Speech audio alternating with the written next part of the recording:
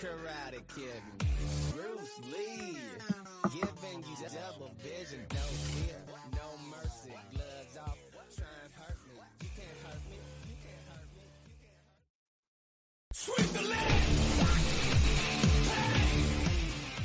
Good morning, everyone. We hope you are doing well, and I hope that you're having a grand old time. Yes, apparently now StreamYard allows you to play your intro video on live, so you're not flipping back and forth. But I also got to learn, apparently, you have to kick yourself out of the room so you don't just pop up on screen. Fun times, learning new things. Yay! And, of course, speaking of learning new things, it's always Jimmy T in the house. What's up, Jimmy T? What's cracking, my bro? I'm good, man. I don't know if you can hear the drink, but I just poured a soda and I can hear the damn bubbles through my headphones. But I'm doing well, bro. Nice. Actually, have you had this before? What's that? No, I haven't tried it yet, but Dr. Oh, Pepper, yeah. freaking The coconut. Yeah. Is that any good? I mean, yeah. I mean, it's not terrible. It's just different flavors. So, like, imagine a Dr. Pepper with a coconut undertone. Okay. So Well, I will imagine it shortly. It's very soon. yeah. Well, like right now, do it live. Do it live, Jimmy. I will do it live, but I accidentally poured the normal flavor, the original flavor one. So I'll do it soon. Give me an hour at least. Boo! We wanted a live review. Come on, Jimmy. This is the It's not the snack attack yet, John. It is. It's a show of the people. They want to know, Jimmy, what does it taste like for those who haven't had it? Because that was the big summer drink here. They released it like in April, May of this year to be the summer So drink. that's relatively new. Mm-hmm. Yeah, it came out this year. Wow, okay, that's interesting. Yeah, I'm surprised that we've got it already. Then that's funny. Well, I mean, it depends. It lasted until probably June, July, somewhere in there. It's a limited edition. It was only for short term. It's not coming back out again. I don't know if it's coming back out, but here, let me see. Interesting. Creamy coconut. I'm gonna see if you can still get it because I know it's not on shelves right now. So, okay, a couple of places have it where you can pick it up, like on like Albertsons and Tom Thumbs. You can get it on Amazon still, but like the displays and everything, I don't see it on the shelves. They have a zero sugar version too, which is actually pretty good. I've seen that. I saw that. Right. Yeah, like I should saw that to get. For someone like me who likes soda but doesn't want the extra calories or anything, I do that. And I love soda, bro. I can still hear myself. Sorry? I can still hear myself. God damn it.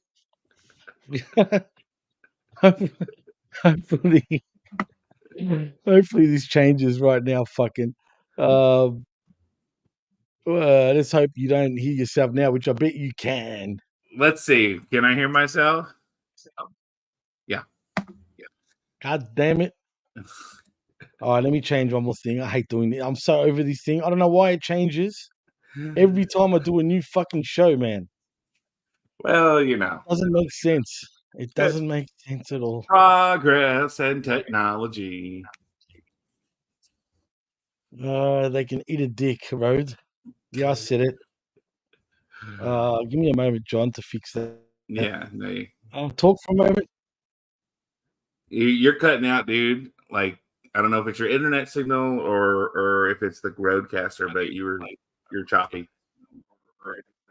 But yes, I can hear myself. That is my internet, but are you all right now? You still can? Yeah. I want to try one more thing, all right? And then yeah. What about now, John? All right. No, and you sound fine. So don't touch anything, Jimmy. Do I sound fine? No, you sound fine, but now I hear myself even louder. That's all right. I'll fix that, bro.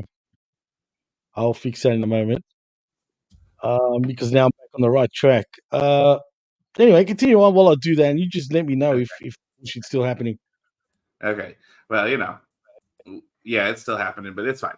All right, so let's get going. Let's. I think, Jimmy, today there's really only one thing wrestling news-wise other than SmackDown we need to talk about, and I don't know if you've had an opportunity to talk about it yet. I haven't. But the big thing that happened this week was AEW gets their deal with Warner Brothers finally. We finally Oh hear yes. hear about it this week, and it's interesting. So I have Variety. I've read the article on Variety, and I've read the article on Forbes. Um, Forbes is a little bit more harsh about it than Variety is. Forbes' headline is this: AEW signs new TV deal with Warner Brothers Discovery, faces same old problems. So and we know this. The financial terms of the deal were not disclosed, but according to sources, the deal is valued up to 150 million per year, with all elements are taken into account. So all the shows and everything. The deal will see AEW, Dynamite, and Collision remain on TBS and TNT respectively. There was no mention of AEW Rampage. However, AEW is heavily rumored to debut a new show on Fox, likely to be titled AEW Shockwave. AEW programming will also stream live on Max simultaneously for U.S. subscribers and will be available to stream on demand at a discounted price for subscribers starting in January 2025. So those are the deals. That's kind of the thing that everybody like Forbes and Variety are saying. So if you have HBO Max, you can watch AEW programming that will stream live. And it could be on demand, meaning on January 2025. So, Jimmy, when they say available to stream on demand, do you think that means pay-per-views? Yeah, it would mean pay-per-views also, but like you just said, it also means, didn't they just say they're going to show me on delay? No. So it's live simultaneously and then on demand in January 2025. So from January, it's going to be on demand. That's in January 2025 will be on demand. Okay. Yeah. So they'll be streaming live, and I guess that starts now because they didn't give a time of when it started. And according to Variety, they're saying the deal's at 185 million. So it's in the 150, 185 range that I'm seeing reports for different costs of the deal. So furthermore, AEW live pay-per-view events will be available on Max later in 2025 at a discounted price per event, with all marketing promotion of those events exclusively centered on Max. I wonder if that affects me, because Max is coming to my neck of the woods in a month, I think. It debuts here. Because we never got it when you guys got it. Now we're getting it, though. So I wonder if that affects us. But I doubt it, because ESPN here just signed a contract with AEW last year. Yeah, to show, because originally you had to have Fight TV to watch AEW. That was the only way you could watch AEW. Right. And then ESPN 2, ESPN 1 and 2, the Australian versions, the Australian Pacific versions, negotiated a deal to show both, Dynamite, Rampage, and our Collision on our cable television, but via ESPN 1 and 2. So yeah, but I still get Fight TV to watch AEW, even though I don't need to anymore. I just like there's no commercial breaks. Like I said, you know what I mean. I kind of like that about it. And you hear all the picture-in-picture stuff. Like, you hear the commentators say some funny shit during the commercial breaks, bro. So I kind of like that aspect of it, and that's the only reason why I decided to still pay for Chiller TV now that it's called. Yeah, I mean I know that Fight TV, they're now called Triller or Thriller. Right, they got bought out by Chiller. Yeah, they got bought out, and so maybe that affected some of this stuff as well, because I know there was some talk of like, hey, if you watch AEW or certain things, like, it's I don't remember. I saw something about it, but Jimmy, so supposedly the last 4-year deal that AEW, the previous one before they got negotiated, was for 175 million, which is 45 million per year. So aren't there less now? No, because it's saying 150 a year. Wasn't it 175 you said a year? That was 175 total. 45 million a year. All right. So now they've done it a lot better. They've doubled it. Yeah. they are going to be able to stream on TNT and CBS still, plus go live on HBO Max, and then have their pay-per-views there. Right. You know, so and it's a pretty big deal in that aspect. Um, and we know that their earnings aren't public because they're not a public company, because they're owned Right. So we privately don't by even know the private. real numbers then. Technically we don't. We're just all Yeah, assuming. this is all It could be a guesswork. lot less for all you know, bro. I mean, don't be Yeah. surprised. Well, I mean, if I mean, I'm going to take things like Forbes and Variety and stuff like that at more of their word instead of like Dave Meltzer, who was saying 55 million or 555 million. I think it's more. We won't know unless like the only way we know is because Warner Brothers Discovery, they're public and they'll have to release you know, their financials to see. Okay, they Actually, paid that's a good AEW. point. That's a great Yeah. point. So then we'll have to wait for the quarterly sort of Hmm. what do you call it? When they say everything and they tell us how much they paid for this and how much they paid for that. Yeah. I Yeah. forgot what it's called, but you know what I'm talking about.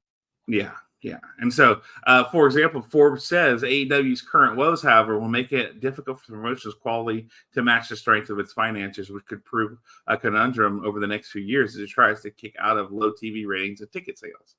Hmm. And it says they're on the verge of being a very successful company, but at the same time, by traditional metrics, they're very much a struggling company. They really struggle to sell tickets right now. And That's an yeah, understatement. yeah. I mean, and it says while television and streaming revenue is the new golden ticket to profitability for a wrestling promotion, live event attendance and television ratings will always be the biggest gauge of popularity.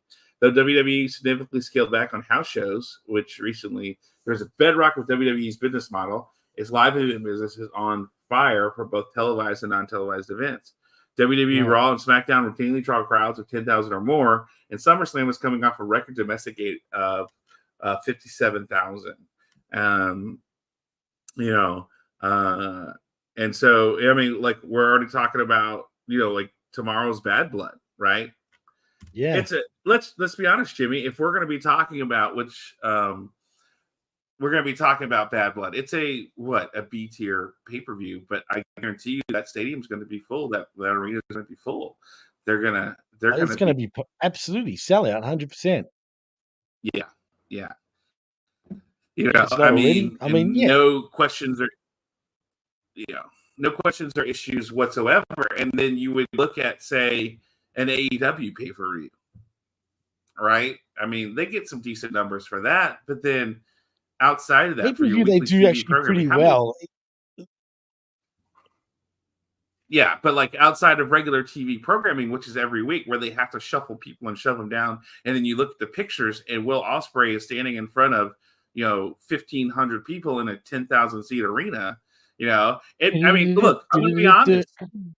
It makes when New Japan ran the AAC for G1 look decent, because there was 5,000 people in a 20,000 people arena, which I was one of those people, and it made it look better there than it did, when AEW runs places, and that's the sad part, Jimmy. They're not running massive arenas.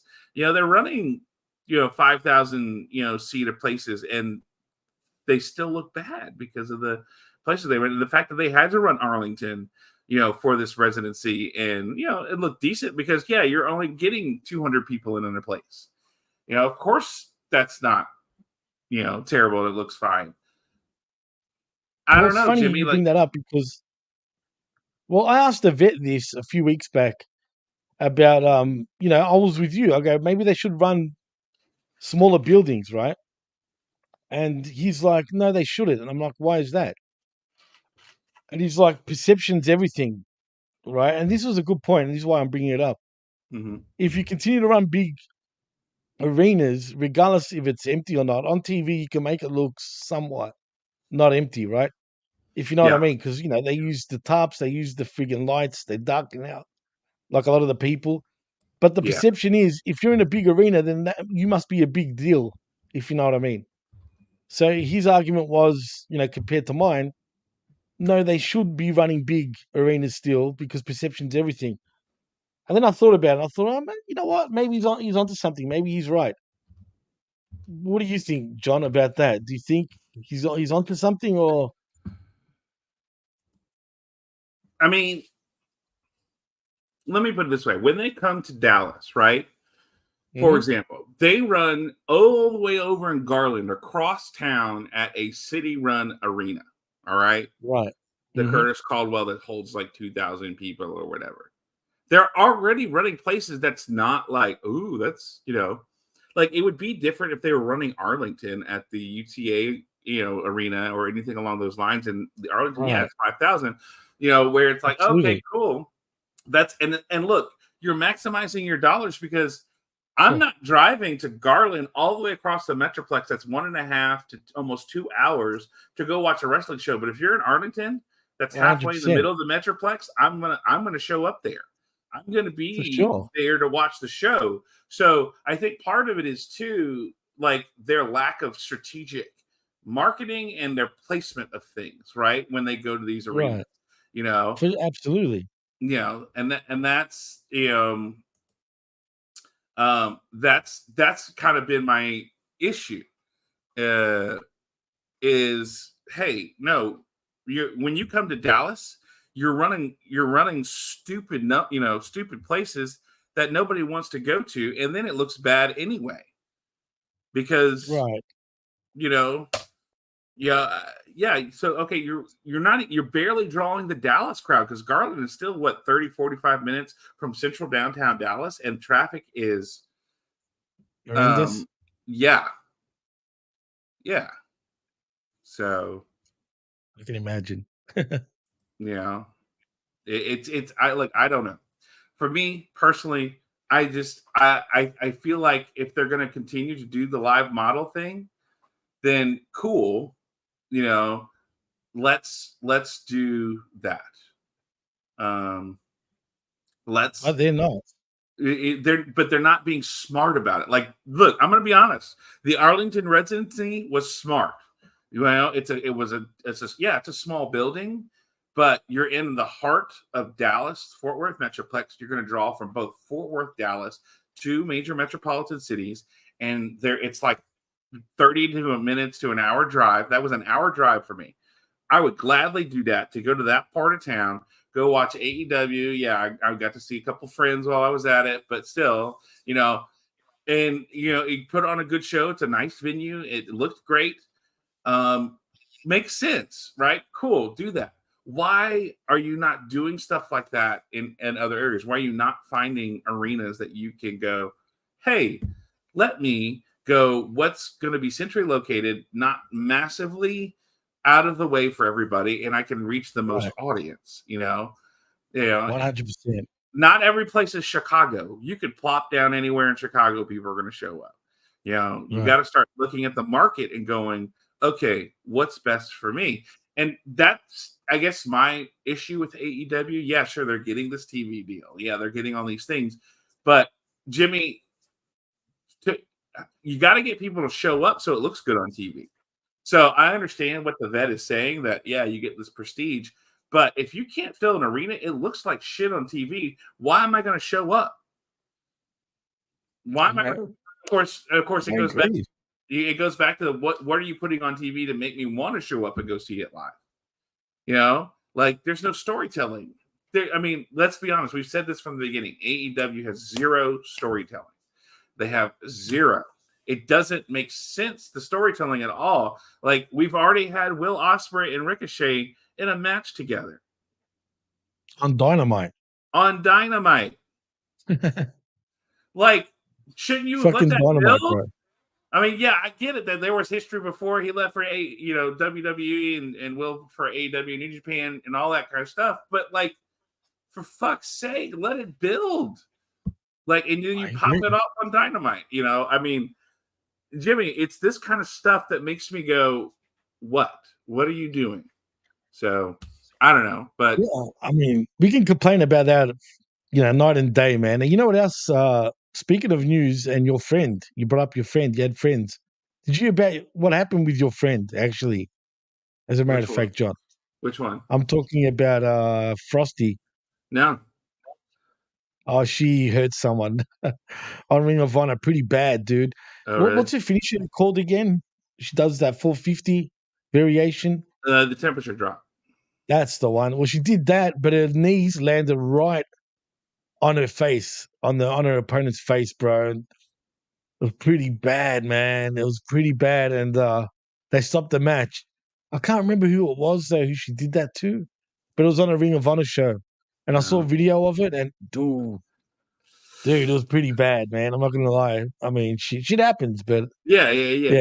You got to wonder placement and everything. Because, I mean, look, if you're in the ring and look, I'm going to say this. Frosty is very good at controlling herself in the ring, having been a gymnast and Oh, her body absolutely. control. It's an accident. Shit happens. I mean, Yeah, it happens. And you know, so like I'm not saying that the person getting hurt was at fault because look, shit happens in general. But like I also like if Frosty's gonna give me that move 100 times, I'm gonna do it 100 times because I know she knows how to control her body, she knows how to land, she knows how to do the things that she needs to do. So I'm not worried about it. And like you said, shit happens. And look, sometimes it was like you think you're lined up and you don't know that, oh, I go this way or I float this way because that's just what physics does, you know? And you can't fight physics. So you know, shit happens, but no, that's it. Shit happens. It's yeah, always, injuries happen. It's gonna happen and I regardless. So, and I guarantee you, the first person who felt the shittiest was probably her because that's the kind of oh, for person she sure. is. You know, I don't. There's no doubt about it, bro. There is no yeah, doubt about that whatsoever, man. You know what I yeah, mean? yeah. So, At all. and good morning, Lab Rat. Good morning, Wolfers. Good to see you, Gam. And Frank's Pickle Hey, Barrel ass. What up? Good morning, what up? everybody. What up? Thank you. I just want to point out what Labrat said too, by the way, before his last comment, the This WB one. Yep. How WB just paying TK for the talent. AEW is profitable for Warner Brothers, but not AEW. He's actually got a point. yeah. Well, they're paying. Yeah, right. We know that Warner Brothers is profitable because of AEW, and they bring in money for them, and they're not paying for the talent; they're paying for the programming, right? Like that's what Warner Brothers is doing. They're if they were paying for the talent, they would be paying for. They would just own AEW, and they're not. Oh no, 100%. They're paying for the programming, and that's what's making them money. They don't give a shit who's on TV, you know, Warner Brothers. Is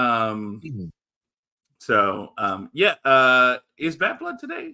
Frank's Pickleware asked that. Yes, today, of Is it course, today? absolutely. I can't ever remember. Wait a minute. Yeah, today. Tomorrow, It's technically, but what time is it for you? No, it is tomorrow. It's Saturday today. for you, correct? It's Saturday for me. Yeah. Yeah, it's today. Okay. Yeah. So 100% today. yeah. No, that's cool. I don't know, Jimmy. I can never keep track of who does what. So No, I know it's ridiculous with all these pay-per-views, but or PLEs, whatever you want to call them. I don't like the time though. Just remember, 6 p.m. Eastern, 5 p.m. Central, 4 p.m. Pacific, whatever it is, or 3 p.m. Pacific. That's the times of Bad Blood. So it's early. Yeah, I don't know if I like that, John. To be honest with you, bro. It's weird. Is It's there something else? Is there something else going on today that they don't want to compete against? Because normally don't they start at 7? Yeah, something. No, 8 usually. 8. They start Okay. usually. Okay. Well, yeah, I guess 7 my time. 7 my time. So I don't know what's up with that and why, but yeah, I mean they're doing it. So wait, is UFC on that, Brad? You sure? Well, if it's because of UFC, Okay. then that makes sense. But don't UFC usually go on a Saturday? I'm pretty sure Yeah. they do their pay-per-views on a Saturday, man. So I don't know. That's just me. Yeah. Yeah. Maybe. I'm pretty Yeah. certain. I don't know, Jimmy. I don't I don't keep up with whatchamacallit, UFC. Uh, yeah, Damn I mean, fix I know maybe there's the college games, but probably NFL. well, I like the Saturday pay-per-views because for me it's a Sunday. You know what I mean? Traditionally, you Yeah, guys do the yeah. shows on a Sunday night, which is Monday for me. So I like it this way.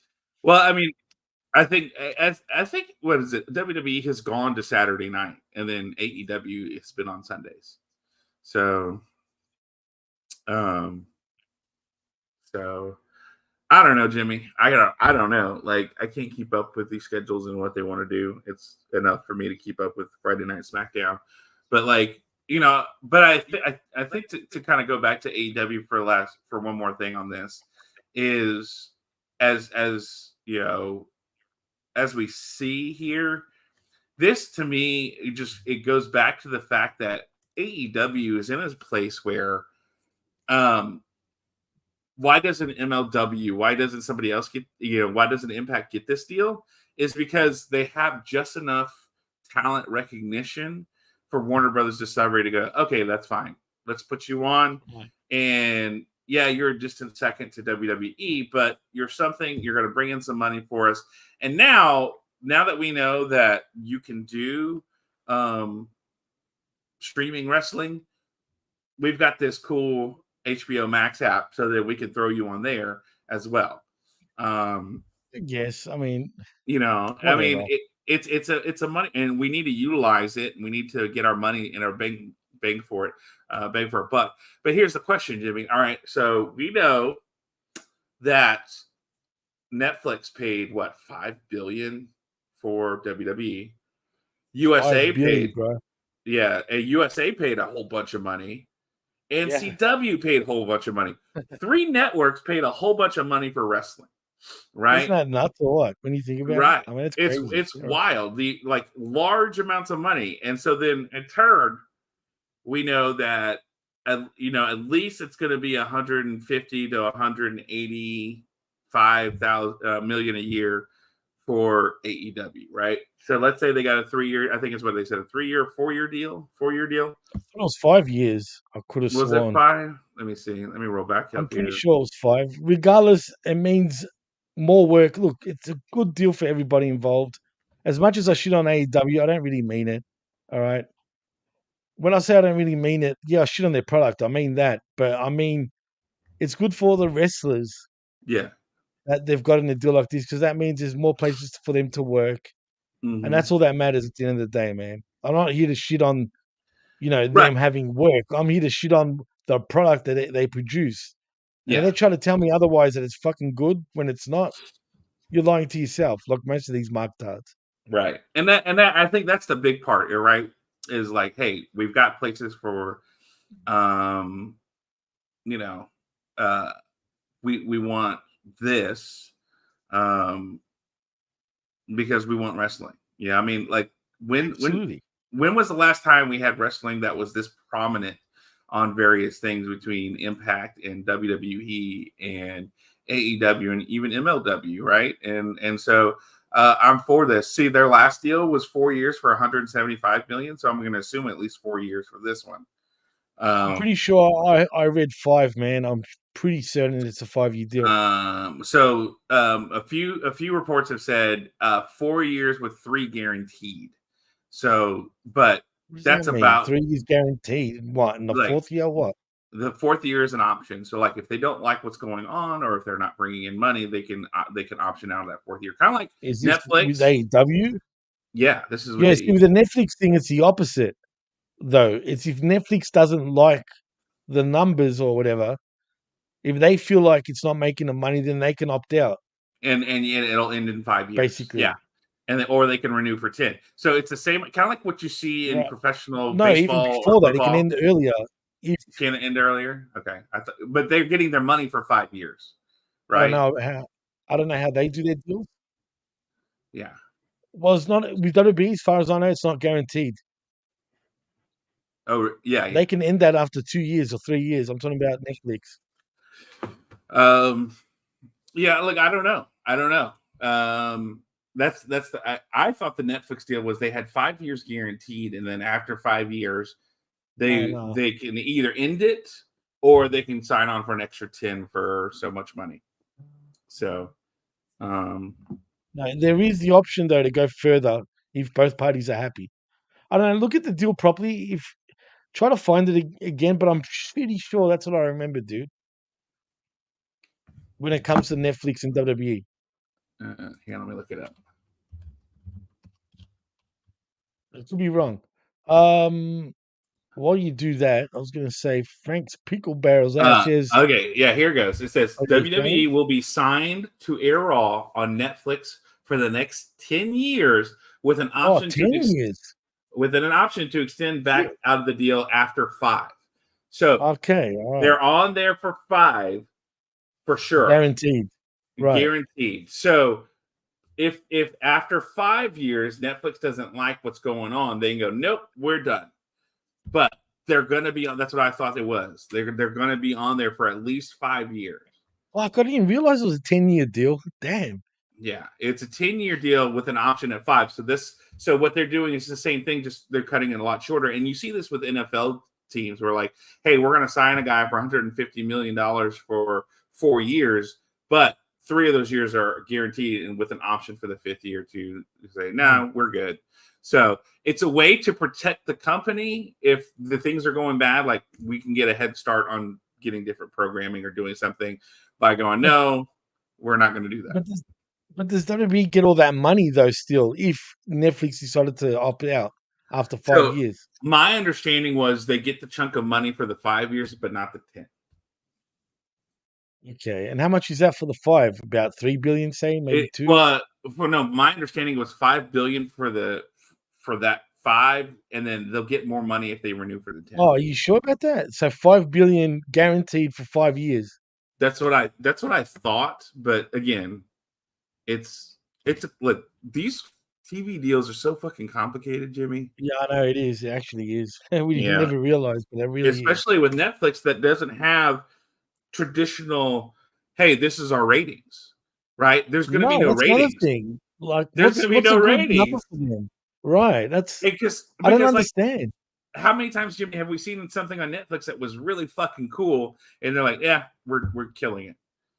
It's like, Well, wait, what? yeah. What? Like, Well, can I ask? Because, for example, I love soccer, right? As you know. okay, Now, for me to watch the Champions League or the Champions League games, for example, and Europa League and all that, I have to get a streaming service called Stan, right? So it's still via streaming. This is via streaming. And Stan is exactly like Netflix. It's got all movies and TV shows and whatnot, but it's an Australian company, right? So for me, I have to, but to watch the Champions League and all that, I have to pay for that, right? yeah. So, but then I think to myself, so how does this work? Do they go by the ratings? Like, what's going to be a success for Netflix? Like, in their Nobody eyes, that's knows. That's the whole point. right. Like, they've canceled things, and people are like, why is this getting canceled? Like, nobody knows what goes on and what their internal metrics are because, again, they don't release it because they don't have to. Um, Hmm, it's bizarre. and Labrat's It's saying bizarre. this, which I haven't seen anywhere. So it's been confirmed that No, he's being WD, sarcastic. The uh, joke is that we've been saying this for years that Warner Brothers has always had a stake in AEW, but it's never been confirmed or anything. That's just yeah, the okay. joke, the meme, pretty much. Okay. He's Dude, being half Lab serious but sarcastic at the Labrat, same you time. can't do this to me because I don't follow shit enough to do. Like, wait, what? I didn't see that. Well, he could be Um, half serious because some people do believe that also. Do you I've know what I heard mean? that. But Like, yeah, they it's a have a wink wink type of thing. 30% Correct me stake if and I'm wrong, things. Lab Rant, by the way. Yeah. So, and look, and again, this is Frank. I don't disagree with you. Being billionaires and owning NFL teams has to help with making TV deals. Probably so. Because here's the thing, right? If you're Warner Brothers and Tony Khan owns a wrestling company, what can that do for you? Could it possibly get your foot in the door to get the NFL? So, like, Isn't the NFL on a streaming service right now? well, I mean, they On have Amazon? on Amazon Prime, but like they're always renegotiating like Monday Night Football. They're always renegotiating like different things. So when TV, like, but that's the thing. do you want to piss off Tony Khan, who's in with the NFL? I mean, I don't know. Like, I know the owners get together and they talk, and they have owners meetings and do all that kind of stuff. So, Of if you're course. Warner Brothers, it doesn't hurt you any because you're getting live programming, which is cheap to put on the air because the production costs are low. You don't have to deal with editing. It's live programming. So you've got spots filled every week, for what, 5 hours a week. You've got 2 nights a week. You've got shows that cover spacing for you. So there you go. Automatic programming for you, very low risk for you. And then on top of all that, you're making nice with an NFL owner who could maybe, or he's also an EPL owner, things like that. That wouldn't affect him though with the EPL. You know what I mean? The TV rights for the EPL are ridiculous, bro. If you look at the numbers for that, oh look, my God. I know, especially even around the world, the amount of money that countries pay for that. Like, I know You know what I NBC mean? Universal has it for here in the States, but like when it comes time to renew, what if Warner Brothers says, hey, we got that and we've got Warner Brothers Max? I know y'all have NBC Universal, but look how much we can put out there for you. It's all negotiating. It's all even being able to, go, hey, this is what we can offer. And this is the amount of money we're going to give you. And to have a foot in the door and Tony going, hey, these guys, they do my wrestling and look what they do when we come over here for wrestling. Boy, Right. Imagine what they could do for you in the States for this is all I'm saying, Jimmy. For Warner Brothers, this is a win-win no matter what. Yeah, you lose some money on the front end, but the back end, you're making money with the programming and it gets your foot in the door with TK, possibly for other things. I'm not saying it is, but you could possibly get into some doors and some other avenues that way with TK. Yeah. I guess so. Why not? And Labrat says in the chat, but does the NFL even respect TK? Well, no. Nobody in the NFL respects TK. They respect their dad, but like even still, the Jaguars have been a joke forever. I mean, didn't they have the number 1 draft pick or some shit, the Jags? They usually do, and they still suck. So because they don't know how to build a team around it. Like, so you're telling me they don't know how to recruit players either? Yes, like they pick the wrong number ones, or they don't know how to draft around and build people around so that they have a decent team. Is TK a big part of that process? Do you know? TK is the president of like analytics and shit like that. I knew that. Right. Yeah. So he's involved with player personnel and everything along those lines. He's supposed to know this shit. See, in the EPL for Fulham, he's one of his main jobs is recruiting to get players in and selling players. He's done a half decent job though. I'll give him that for Fulham. He actually has for Fulham, right? And he goes between the UK and the US almost every week. It feels like. Yeah. No shit. It's weird, bro. Because I don't know how he does it. I don't know how he can fly between the UK and the US like it's nothing, like all the time. He does it every week. He's there, bro. Private planes. I'm sure he does. Sometimes he brings Darby. I've seen Darby Allin. I've seen all sorts of wrestlers at the EPL with Tony Khan, bro. Like, I'm like, really? You're gonna bring your friggin' like they give a shit about football or soccer, Yeah. I just don't see it, bro. I don't know, man. It's one of those things where you just go. I think like there's a way. Like, honestly, Jimmy, I look at this and I go, huh. So we've got this going on, and it's such a higher level than I normally operate on that you have to wonder, like, we don't know all the rights, everything going on. Right. We don't know everything here. So, like, what are the things that go on behind the scenes that make us go, like, that we don't know about, that keeps us in line, that keeps us going? I don't know. No doubt, man. It's and the question will become, will we ever know? Really? Frank, you're a character, bro. What is he says, I'm too dumb to understand any of this or any of it. You're not too dumb. Come on, bro. Don't be like that. But like, Not the but with sharpest tool in the shed, but I'm yeah, I'm joking, bro. but like also too, we're going off of what they're telling us too, Right, exactly. right? That's it. Well, that's the truth. That's So the real truth, man. But it is. Look, Frank, you're not dumb, bro. The truth is, all this shit is very complicated. To be honest, man, you don't yeah, realize it until you start breaking it down, like you said before, John.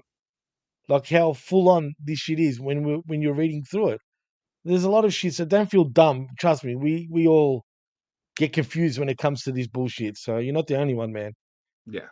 Yeah. So, I mean, look, this is probably the biggest story of the week, of them finally getting this deal after speculation of months and months and months and months and months and months and months, and they finally get it done. Good morning, Cold Blooded. Good to see you. Um, Good you morning, know, cold blooded. but it's one of those things where, and I saw Bully Ray tweet this, and I feel like his sentiment is exact, and that's where we're at. Yeah, we're talking about it. It's this, that, or the other. But at the end of the day, if you're not happy for this and for the people that it's going to help in wrestling, then you're the problem, right? Whether you like AEW or not, this just goes to show you the health of the wrestling business in general, right? Absolutely. And the fact that this company is going to be able to continue to provide jobs for people who maybe would not have a job because they left WWE or because they are rising independents and they need to be somewhere. And WWE says, no, that's not the case. That gives them another option to ply their Right. craft. And I know somebody said they don't deserve to be on TV. Well, do you? Who said that? Who's the idiot that said that? They don't deserve to be on TV. Frank. Frank, come on, bro. So God you damn may it, have, Frank. the only thing I hate about all the wrestling on TV is 80% of them shouldn't be on TV wrestling. Too many individual guys on TV. So Frank, you're gonna have to maybe explain that one, but because like, if we're honest, you know, we don't deserve to be on TV, and so how can we criticize someone being on TV? I mean, everybody starts off not being able to be on TV, right? At some point, you Spot gotta on. you gotta be confident enough to just go out there and do it, right? You got to take the jobber. You got to do the squash matches. You know, you gotta get it done. And yeah, look, Frank, it's an expensive indie show that's on TV. I'm not disagreeing with you on that. It's an indie show AEW. with billions of dollars. It is. I'm not disagreeing with you on that point, but at the same time, that's the point of the indie shows, is for people to learn and grow. You got to remember, AEW is a mixture of NXT and WWE. Like, it's developmental going on with main programming all at the same time. So you're gonna have guys who have been in WWE who are veterans, and you're gonna have indie guys who haven't been on TV. And the hope is that the people who've been on TV will help the others who haven't gotten there. And so we want so you're seeing this mixture of things, and that's why they have Ring of Honor. Ring of Honor has that, but then you have a lot of people who are on AEW regular TV who aren't there, and I think that's that purpose, to help some of the younger people move their way up and learn how to be on TV, but in a less stressful environment, because it's more of a pay-per-view model and it's not everything going on. Good morning, Todd. Good to see you. So I understand what you're saying. Let's be honest, right? Let's be honest. AEW is an expensive indie show that's on TV. You know, but that's that. And Labrat, you're not wrong. And, yeah. If they would just do business and stop making a big deal and lie about every decision they make, they choose to come out every week and talk about it and brag. Yeah, if I'm like gonna this answer is a that question. huge announcement. This is a huge No, bro. announcement. I gotta take This a is shit. Tony Khan. I'm Yeah. serious. I'm not going to sit back and take this fucking shit. Did you hear that? Yeah, Tony Khan told you, Lab Rat. He just gave it to you. Yeah, no. Tony, look. Tell me when I'm telling lies. Yeah. Well, it's pretty much all the time, because you're like, I have a huge announcement. I took a shit this week. Like, Tony, not everything is a huge, just because you're on TV doesn't mean it's a huge announcement.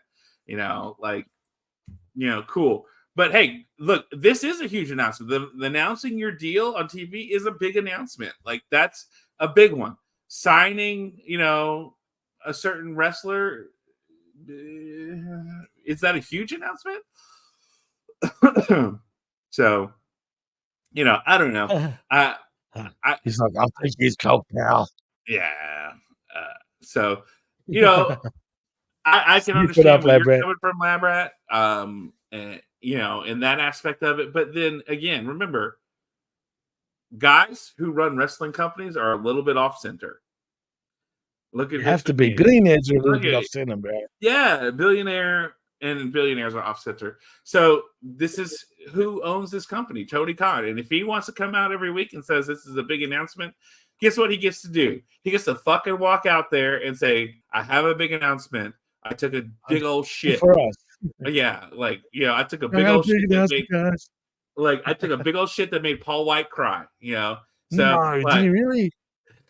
no, that was the thing.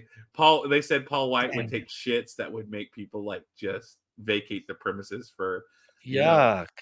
I don't want to know that shit. Yeah. Literally. No, it's stories that have been going out for a long time. Tony Schiavone talked about how different stuff like that would happen or different things when they were in WCW. Todd's got a huge announcement apparently though, John. Oh? Yeah, he says, I have a huge announcement. Some people are hypocrites. Some of them we know. I won't name names. They know who they are. You could turn that into a little riddle sort of poem, sort of Yeah. It's like a style there, haiku. but Like a haiku. yeah. Todd, man, we've had this conversation even off the air, bro. Just don't. I know it's hard to do, bro, but you just gotta let it not get to you, man. You know what I mean? People are gonna be the way they are. That's people, unfortunately, my brother. Yeah, like last night. So I'm at a football game and we take Ashley's kid home because after their performance because they have ACT tests this morning, and then they have a band competition right after. And my car's in the shop, so of course Right now? I've been fucked without a car. And so great. The good thing about working with your girlfriend is that you can ride to work with her, and then all that stuff. So that's nice. So Thursday, my car went in the shop. They called me yesterday afternoon, so they know what it is, and they're going to be able to fix it. And I should be getting it Monday. But because of the busyness, because normally I would go with them for this kind of stuff, but I'm not, because obviously I don't have a car, and then the stress of going to this. It's not to our school. They have to go to another school to take the test, and then go, and then go to this band competition at another school all the way across town. So it's like, all right, cool. We'll just, you go to your weekend and I'll do my weekend and we'll do our thing. That's fine. And so riding back last night, of course, there's always drama. It's teenage drama, but the hypocritical things that kids saying, the leadership, the other two leaders on the color guard, they're skinny and they're talking about, people not being skinny and laughing about 600-pound life and, about, eating disorders and when people are really struggling with this and just what, part of me the whole time was saying, did you say something? Did you say something? Did you confront them and say something? Because that would be me. I would be like, hey, shut the fuck up about this. That's not appropriate to be talking about, especially in front of people who are struggling with this. But I did, right? And then school just, so-and-so talked about this, but then they did this and they do this and do this. And I'm like, so I hear it on a very regular basis in teenage life. And it's just but I get it. Todd, it is what it is. That's life. The question is, how much power you can let people have over you that it continues to bother you. The way you have power over them is, they're hypocrites. You know that, and you just don't deal with them accordingly. You give them what they need when they need, and that's 100%. It. You don't give them the power over you to have that where they affect your life or they make you upset or you deal with it. You know what you get into, you know who they are and what they do. So, other than that, fuck it. Who cares? Don't exactly. So I don't know. So that's I guess that's, I've been trying to be more mindful and whatever in these podcasts and say what we can. So maybe that's what we do today. That's our mindfulness. Don't let people have the power over you. You live your life, do what you do, and who cares what other people think? And people are going to behave the way they are. They show who they are. Yes, they do. But don't worry about it. You know who you are. You know what your life is. You know how to live with integrity. You know what makes you happy and unhappy. So if someone makes you unhappy, don't involve them in your life. If they make you happy, involve them in your life to what level you want to choose. You don't have to let everybody into everything. You can have walls for a reason, and walls are okay. Just be willing to open up those walls for people who are positive in your life and they make a difference. And the ones that don't, keep them. Yeah. And look, it's always disappointing, Todd, but life is part of life is disappointment, and how much are you going to let disappointment affect your life? That's really, I think, the biggest issue. So anyway, that's my soapbox for today. I've done my preaching, I've done my churching. Now let's talk to the Church of SmackDown Live. Let's talk about a little bit of SmackDown from last night. Smack it downy. Let's smack it downy on the smack-a-tacky with the crack-a-lacky on the macky-macky. That's All right. right. Tony Khan loves the smack a lackey. Yeah, he does. We all know it. We all know it. God. Smack a lackey this, TK. or his touch of the tism requires or his touch of the tism requires Adderall or something. Who knows? He's on Adderall for sure, bro. Mm-hmm. I think anyway. He comes across like an Adderall type of guy, man. Seems like it. So, all right, Jimmy. Well, let's talk. Last night was October 4th of 2024. We're at the Bridgestone Arena in Nashville, Tennessee.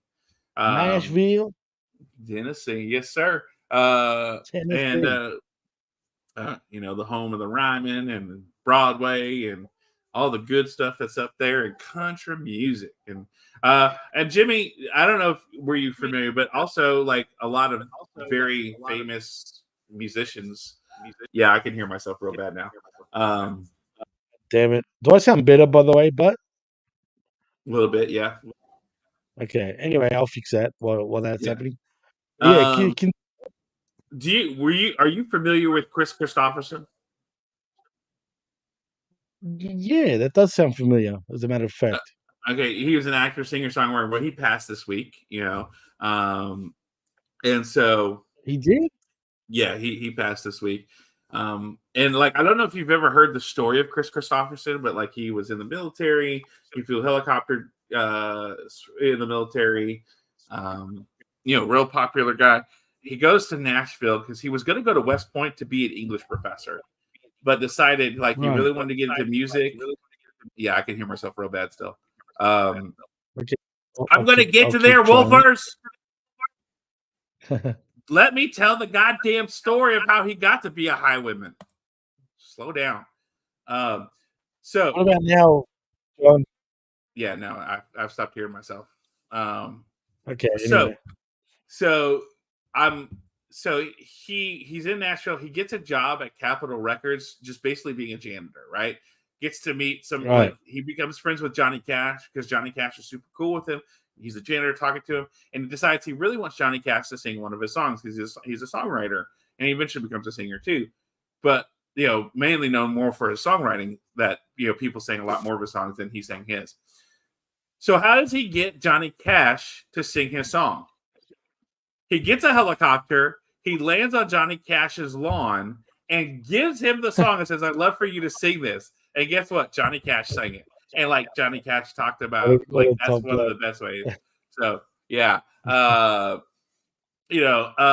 so he becomes an outlaw country. He becomes a highwayman, which is like Waylon Jennings, Willie Nelson, that group. They're all that.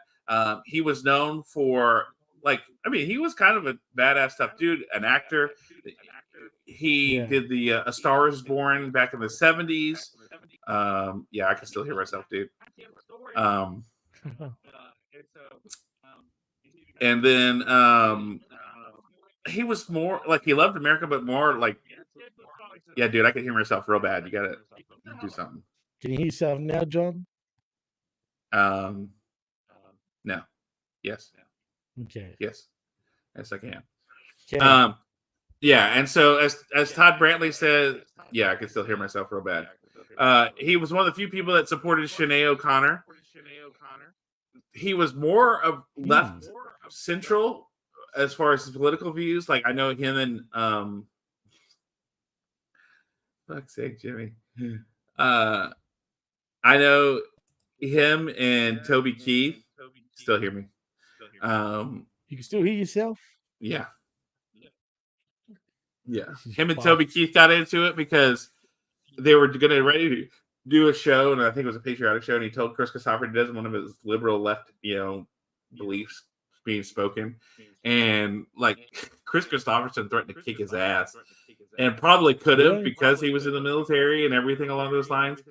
And then apparently they got everything fixed and all that fun stuff. But like he passed this week, so when I think of Nashville, dude, it's real bad. Now? So when I think of Nashville, I think of Chris Christopherson. Yes, I can still hear it. Lab Rat says, "Stop playing with me." I'm trying not to, man. I'm trying not to. Yeah, This it's is all fucking good. stupid. This is doing my head in, bro. Yeah. You still hear So yourself, John? hang on, let me talk. Let's see. So last night we had on SmackDown Michael Cole and Corey Graves doing commentary. No, I don't. I think you're good now. So we're in the Bridgestone Arena in Nashville with Michael Cole and Corey Graves on commentary, and it kicks off the show with the Bloodline, DIY, and Street Profits entering the arena. And so in the arena is multi-platinum country music singer and songwriter Hardy, who I don't know. Fuck, has he put on weight or what? I don't know who he is. I didn't recognize you don't him. know who Hardy No. is? Yeah. He's got one song that I actually like a lot. Everything else you try, yes.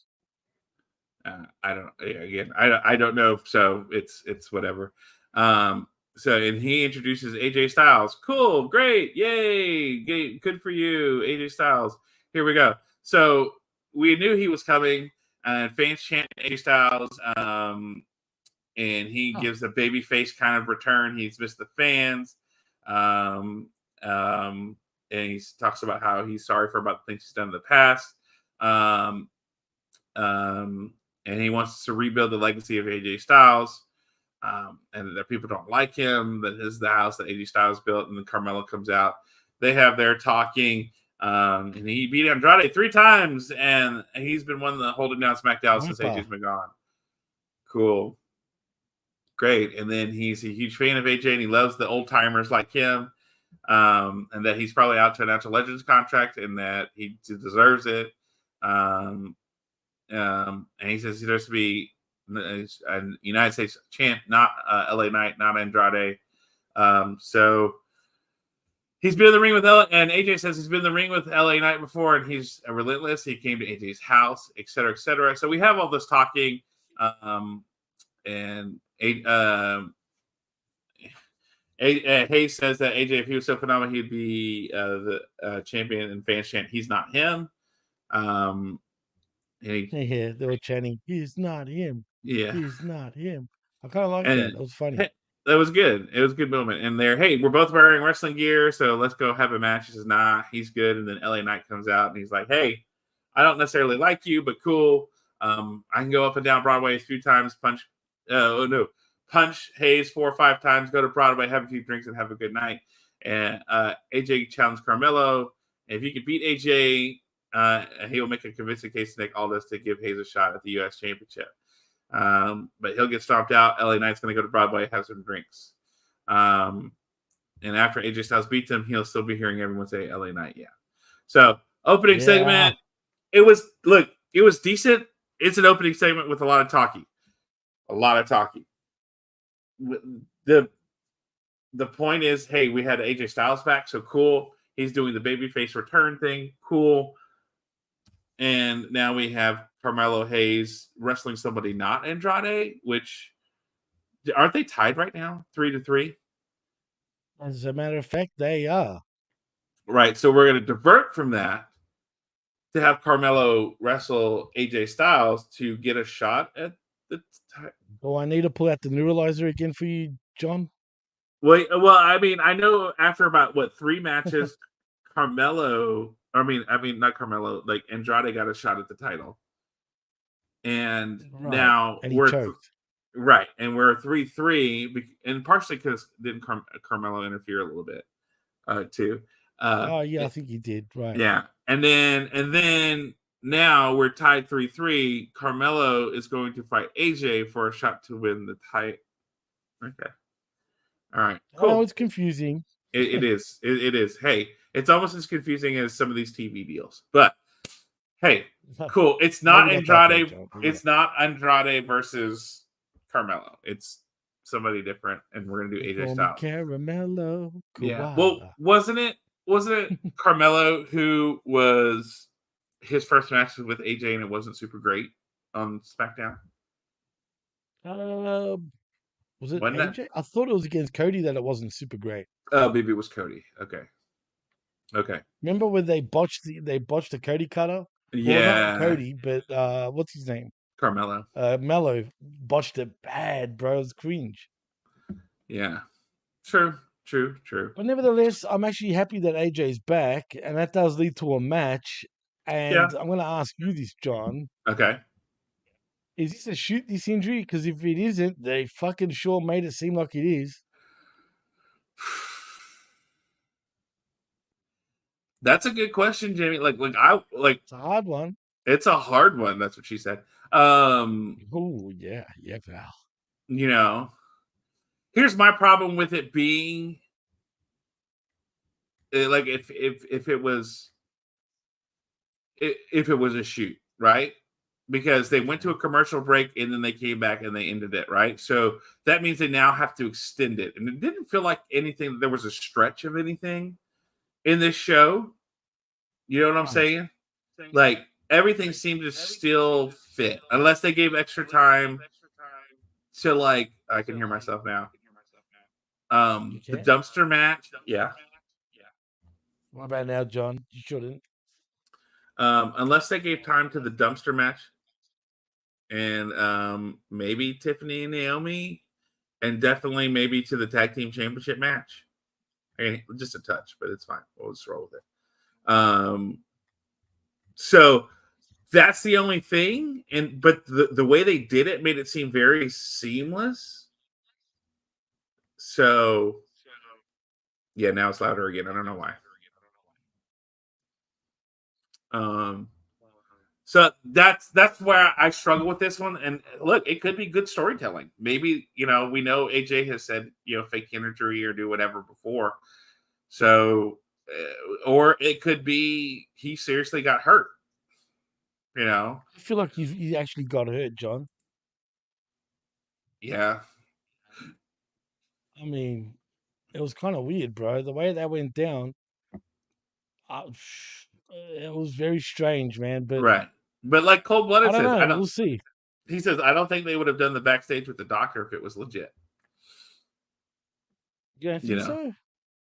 I mean, most of the time we hear if someone actually is legit hurt, right? Like, hey, they've been taken to a medical facility or taken to the hospital. Not necessarily. Has there been anything about that? I'm going to check it up right now, actually, just to be sure. Because I'm kind of intrigued, dude. Let's see. Oh God, Motor City Machine. I keep hearing that, and I see nothing still. Yeah. About signing with WWE. It doesn't say. Oh, here we go. AJ Styles. Let me see. This is. Oh no, it seems legit. What does it say? Match made. AJ Styles suffered an ankle injury on Friday's SmackDown show. Friday's WWE SmackDown show also featured AJ Styles suffering an ankle injury. Styles suffered an injury during his match against Carmelo Hayes. On the show, following Styles landing awkwardly on his feet after a high-flying spot, While the match continued on for some time afterwards, the referee eventually called for the bell to a WWE ringside doctor. Checking on Styles, Styles was able to leave the ring on his own and headed straight to the back. Yeah, apparently it's legit, dude. Who'd you Let get me that think from? about it though. This is according to a lot of the dirt sheets are claiming that it's legit. But to be honest, if it was bullshit, it's either he's still a heel, right? And this is his way Yeah. of just fooling people, or he got hurt because if you saw, he looked frustrated and pissed, and he wanted to walk on his own volition. You know what I mean? So Yeah. Like I'm not disagreeing with you on that. Like, and Labrat says, why bring him back just so they can injure him? Because it's a heel story. He's trying to get the babyface crowd. I mean, hell, he tried to retirement, and I can still that's hear what I'm myself. saying. Like, but from Yeah. what I read, it seems legit. It seems legit, but Right. How many I'm times trying have to we like, seen legit stuff and Dirt Sheets report it, and then it becomes a I'm trying story? to verify it more while we're talking. So, Yeah. excuse me. And that's a trending news item, by the way. Yeah. No, it's. I mean, it's a big deal. Um, Absolutely is. and look, cold blooded. I think the story will be AJ's body starting to fail him. That could be a good story. You know. I mean, yeah, So I don't know. could be. I don't know. Who knows? I'm just trying to, I felt like this was verify it going to even be a more. good match, and if it's a Right. legit ankle sprain, yeah, Yeah, I think it's not going to be too serious. But yeah, I don't know. Like I said, I'm trying to verify it even more. yeah, I can't seem to find anything else. I might as well just type it in Google though. yeah. So who knows? Like, I guess part of it is for me, like wondering is like, okay, because of course nobody threw up the X, nobody did anything like that. Like, I don't know. Like this like if this is a work, this is one hell of a work, right? Like All the dirt sheets are reporting on it too, man. Like it's one. everyone, Ringside News, That's what I'm saying. WWE.com. Obviously, we can't believe that. Fightful.com, Yeah, Sportskeeda. that's what I'm saying. If So this I is a mean, work, this is one hell of a work. Bleacher Report says that the AJ Styles confirmed he suffered a broken ankle. Possibly. Yeah, but wrestlers, why? Let's be honest. Yeah, Jimmy. I'm looking at an update now. The unfortunate update about AJ Styles after he suffered an injury on the wrist. The company provided an official update. Apparently he went to the hospital, but they reckon it's gonna take a few more days to see how true and whatnot this shit is. Yeah, So let's just see what happens. Right now, I don't think anyone exactly knows, but yeah, I'm leaning towards it's legit. But I can see it being a story if his body. Look, it's just the way it happened, dude. You saw his leg bend. Like you see his ankle give out when they showed the replays. yeah. And I don't see him being the type of guy that would agree to do an angle like that because he looked pissed, bro. Just the way it all stopped was very abrupt too, man. Yeah, I don't know. We'll see. For now, Yeah, I'm leaning towards it's legit, but I don't know. and I mean, look, I'm not saying it's not right. Right. I'm not saying it's not, but at the same time, too, it's like, okay, cool. Like, if it's a work, it's one hell of a work, and I'm cool with that. Oh, for sure. I have no problem with that at all. Because I think it's creative storytelling. If it's legit, it sucks. You have your first night back and you sprain, possibly break your ankle, doing something that that you know how to do because you just land a little bit awkward. I mean, it happens to everybody, right? We just talked about it with Frosty accidentally hurting somebody. Lance Archer doing a flip and landing on his head. How many times have we seen guys who know how to do things and just one little thing goes wrong and an injury occurs, right? So it's a bummer because I like AJ and especially, the fact that he's 40, whatever, and just killing I it think still. 46 now, John. Yeah. As a matter of fact. Yeah, like older than me by a year, and he's Yeah, he's doing older this than me shit. by a few years, by 4 or You 5 know. years. So yeah. Yeah, and so I hate for that to happen, and I'm gonna say this: if this isn't a story and he legitly is hurt, they did a great job of not making feel like there was holes in the show or they were having to rush to, um, do anything. Because here's my thing, right? Here's my thing: whether it was supposed to happen or not, AJ Styles leaves the rings with the doctor behind him. Hayes is standing in the ring, and out comes LA Knight with the BFT. Right. Like Sure. like if that's one hell of a like, hey, let's make this adjustment on the fly. If this was if this was legit, like, where did LA Knight come from? How did they get him there so quick? And I mean, maybe in the commercial break, they're like, oh shit, this is bad. Let's set something up. AJ, can you go for like 2 minutes so we can get LA Knight down there and have him hop out from the crowd or something? But nobody saw him. So like, those are some just little clues that as a wrestling fan that made me go, is this a work? Is this a work? But I don't know. Yeah, it's hard to tell. I mean, they do a good job these days, WWE, when they can fool you pretty well. But Yeah. yeah, it's who knows, man. Yeah, and look, for opener, I think it was fine. I liked the yeah, they talked a lot, but it made sense, the talking, to get to this match. And again, if this is a legit injury, I'm upset about that because it seemed like it was going to be a good match, and I really was hoping for a solid match between these two because I think it was going to be. And if it's a work, look, brilliant storytelling and brilliant selling by AJ. If it's a work, but Oh my God. sometimes like you have guys who are really good, but like every now and then they forget. That's the only Right. reason why it makes me go, no, I think this might be legit. And they just did a really good job of going on the fly with this. This And has making got to that be change. legit, bro. Like, I don't know. It's pretty. Like you said, if it's not, my God, bro, Yeah. Yeah. So bizarre. who knows? Yeah, who knows, man? I don't know. This is like we for a half match that ended in a ref stoppage. We're spending a lot of time on this because, boy, it's how fascinating is this, though, right? This is what we live for. This is what we're talking about with wrestling that makes it enjoyable. It's like, is this real or not? I think this is what wrestling fans want. They want to watch something that makes them go, is this I real? want to be fooled, bro. I Yeah, want to be fooled and for real. That's the whole thing for me. I hate that this is the injury aspect, and we don't want it to be the case. And this is probably worst case scenario, but also, how many times have we seen people do stuff where you're like, is this real? And then all of a sudden it's like, nope, this is a story. Damn it, they got me. Like, it's good. Right. It's And I good. want to be got. You know what I mean? I want to be got. And Yeah. Ladro brings up an interesting point. He says, if this is a work, didn't they just do this with Jacob? That's true. They did. The ankle spot as well, funny enough. Right. But like his was his legit or not too? I mean, I don't know.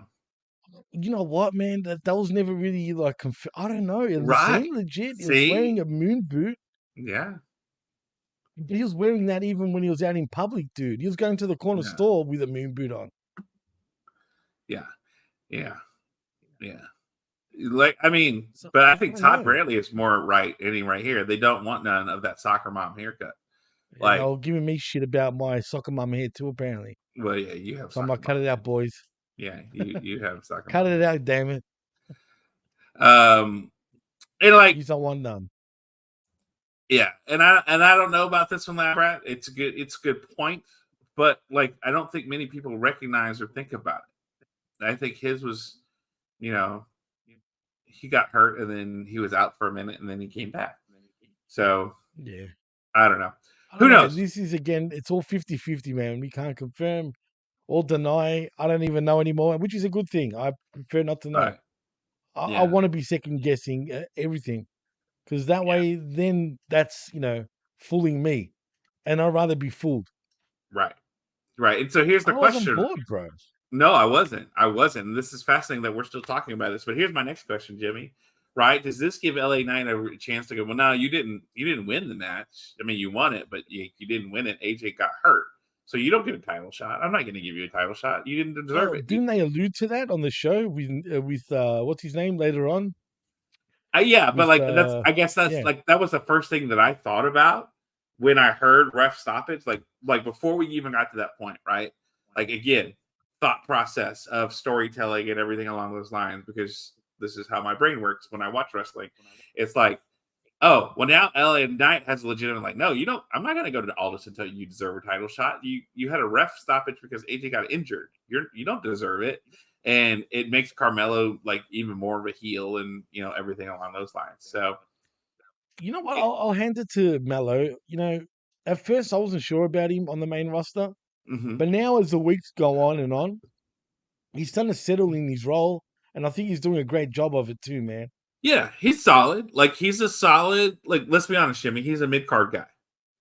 Well, no, absolutely mid And card there's guy. nothing wrong with that. Yeah. And I think him No. recognizing that, I like the fact that he's a mid card guy, but he thinks a top talent guy to make him a heel and make him that arrogant, Well, you right? know what? To be fair, he's not lower mid card. He's more like No, upper mid card. So yeah. I mean, I agree.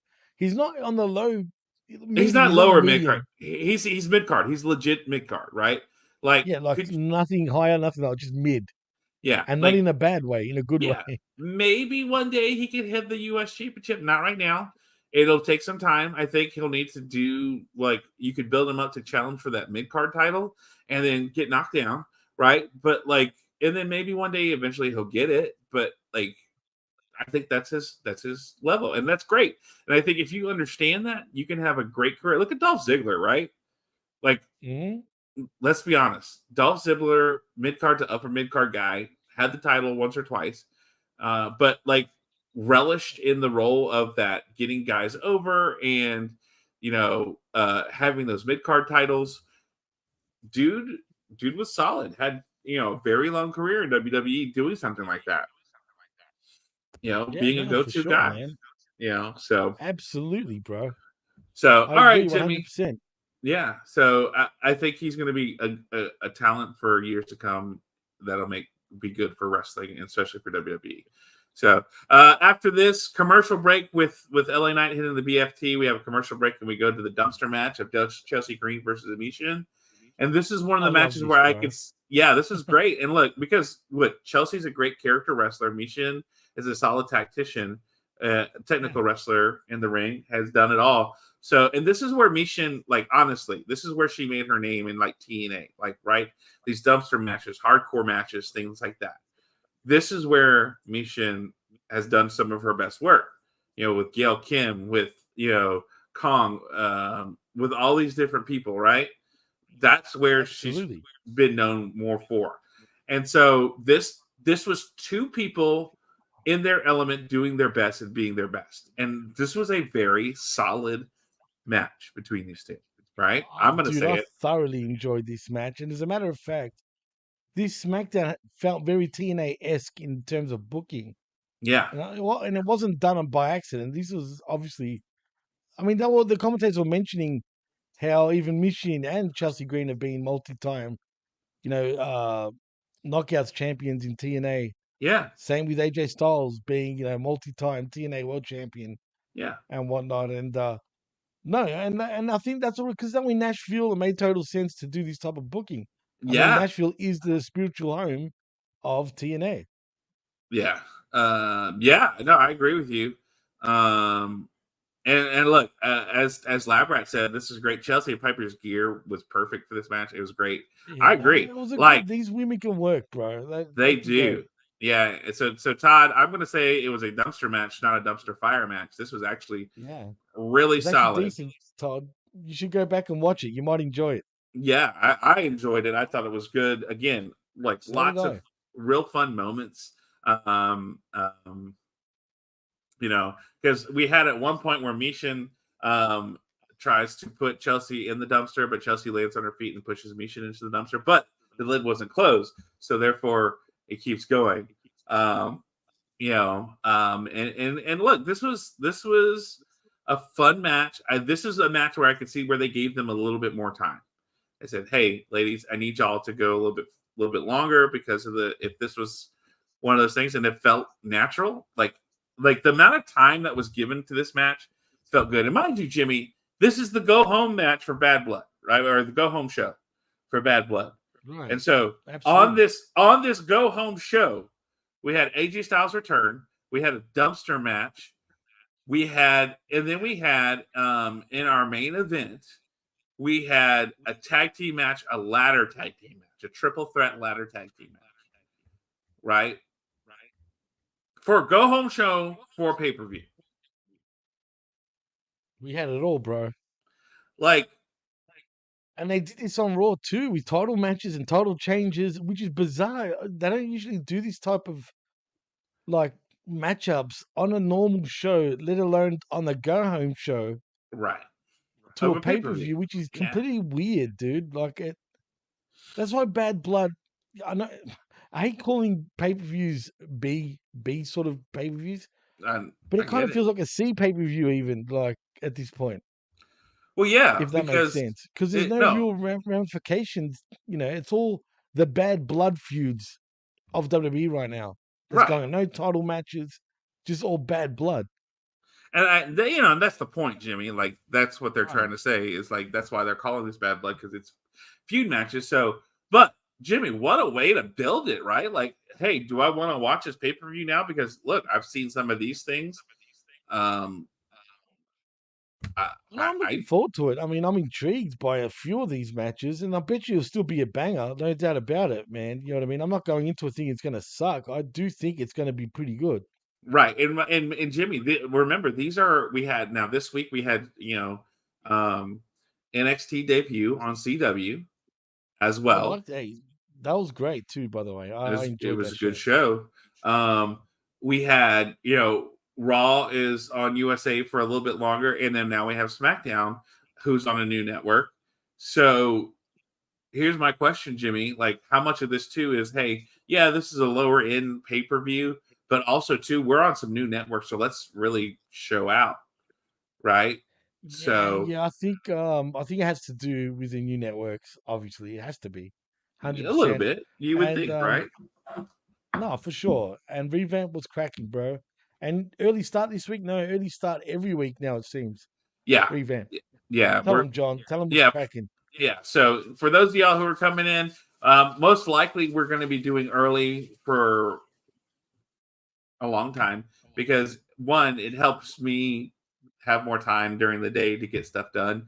So Look at me. I've been on time every time since. yeah, and it makes Jimmy like it's earlier in the night for him. It's like you said, 11 o'clock your time, Jimmy. Yeah, 11 p.m. my time. Yeah. Yeah. So not now. It's after 12 now, but right, but like yeah. when it's starting, it's like 11. So that's to me Right. more reasonable for him than at 1 or 2 in the morning when we normally do this for him. So so it works out. I like to get up early anyway. I got up early.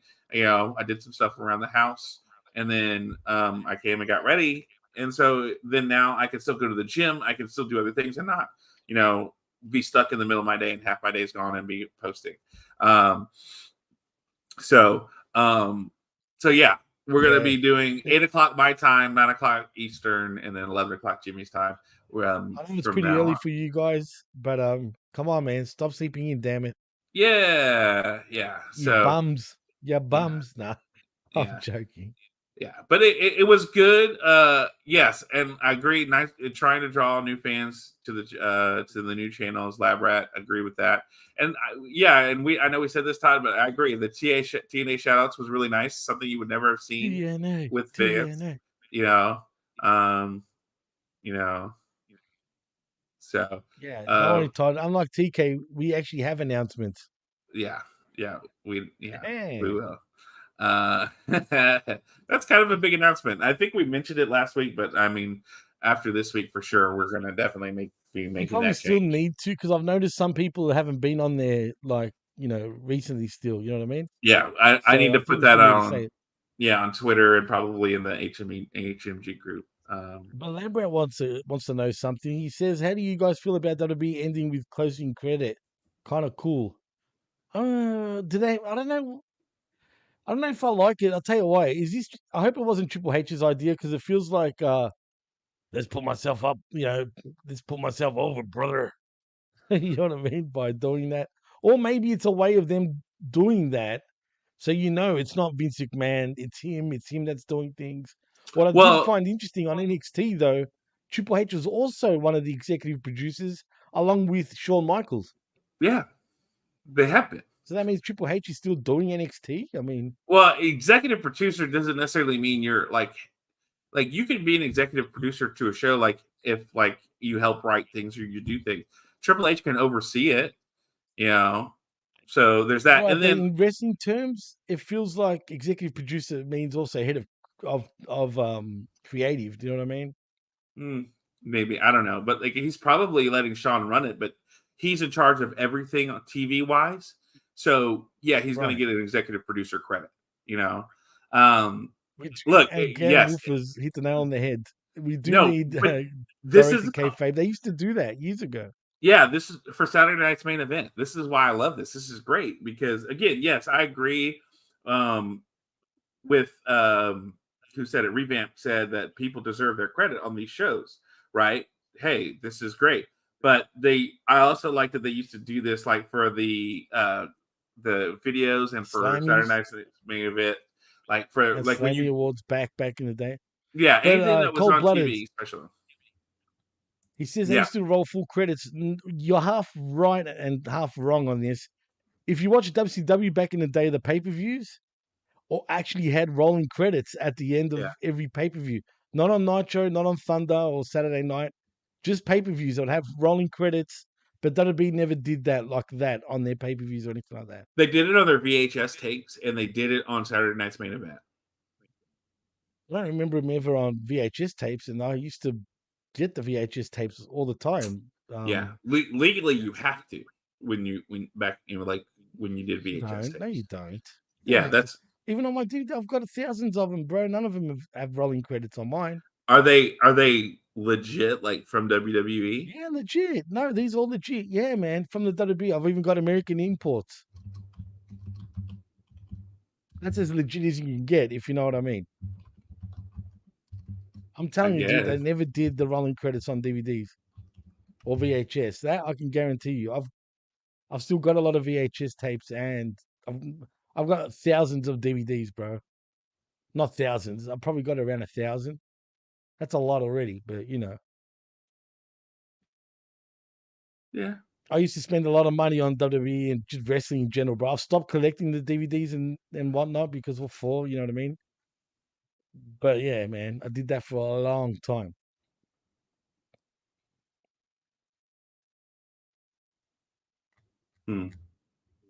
WCW pay-per-views, 100% I can confirm they did that.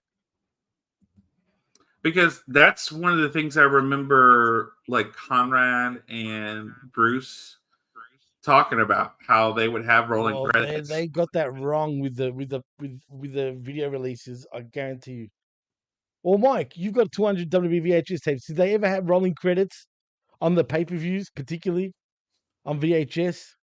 Back in the Coliseum video days, because my ones don't.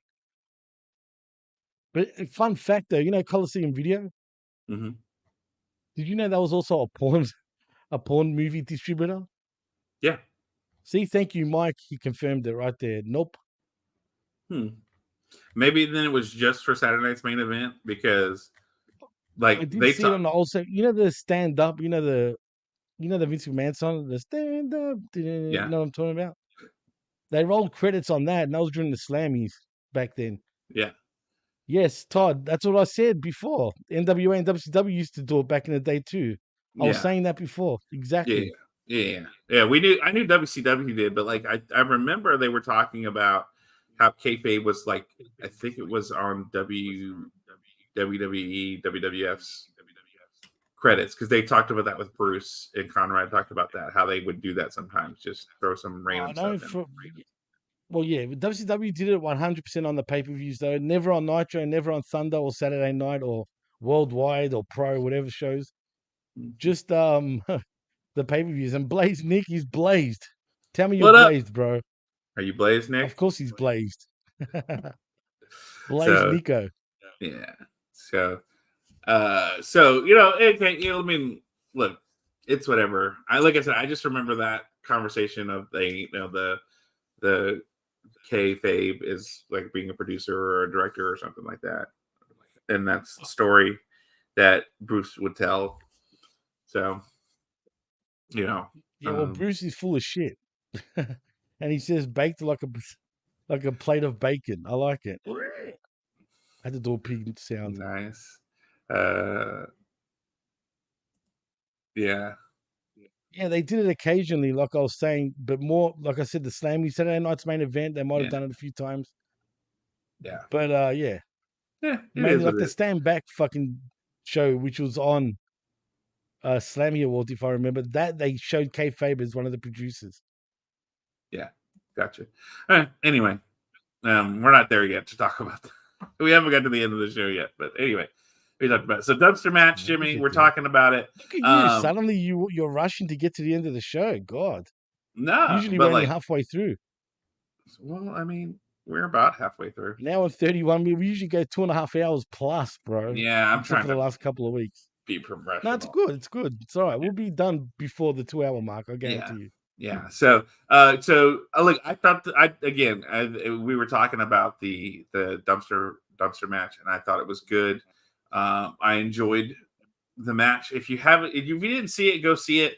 I'm not going to say this was match of the night, but this was a real good match. It was This entertaining. Put it that way. it was entertaining, a lot of fun.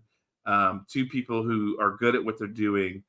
Chelsea being a character and Mishin being a deathmatch specialist or a hardcore specialist. I think both of their talents shined in this match, and it was entertaining and fun. So after the match, we have backstage. We say AJ Styles with doctors, and then we cut to Naomi and in come Bianca and Jade, and how they talk about how they're champions, and then Belair and Cargill tell Naomi that Nick Aldis told them that they will all host Bad Blood, and in comes Bayley, who tells Naomi that she will call out Nia Jax. Okay, cool. Like this is the one part where I was like, did they just like throw this one together? Because this felt a little like, okay, thanks for telling us something we already. Is it just me, or has Bailey become a bit of a weird character suddenly? Look, it was all a little weird. This whole segment was weird. Like ding dong, hello. Is she like morphing into something? Like what's going on? I don't know, Jimmy, but like this whole segment was weird and it threw me off. So like it made Bailey look weird, but then I will say this. So we have a commercial break. We come to Bailey, Nia Jax, and Tiffany Stratton in the ring, and Bailey's calling her out. And did you catch this? Because I did, and I thought it was hilarious. What's that? There was a point where Tiffany was talking to Bailey and Tiffany calls Bailey Pam. Called her Pam. Yeah, and, yeah. And Bailey just starts catching. It just starts laughing. And, I was like... Bro, I feel like after that, I don't know if you noticed, but once you called her Pam and whatnot, and then when they started fighting, did you notice Pam? See, look, I just did it. Bailey, I swear to God. There we go. It deserves one of those ones. But anyway, sorry, my bad. I meant Bailey, not Pam, even though that's his shoot name. Yeah. Right? But when she did say Pam, and then they had that little skirmish afterwards, it looked like Bailey was going pretty hard on her, bro. Well, yeah, probably so, because you're not supposed to do that. And you see her face after, she was bruised, dude. She looked beat up, dude. I was like, wow. But that was against Naomi, where she got beat up even some more, which was bizarre. But we'll get to that now. Yeah, So then, so basically after this, we have a commercial break with all the hubbub that comes from that, and then out comes Naomi. So then, oh no, sorry, we don't have that yet, because where was I? Sorry. All right, notes. Here I'm back in my notes. I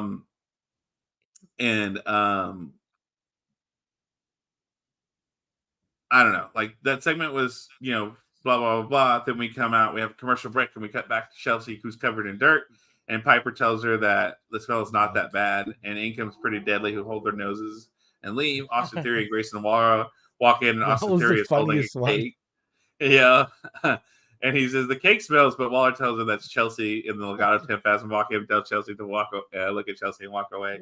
Like, even Aldous got in the fun. Yeah, in comes Aldous, who asks Chelsea what she needs aside from a shower, and they walk away. Carmelo asks for the title match, and Aldous says he will speak with AJ, and he will speak with Hayes next week.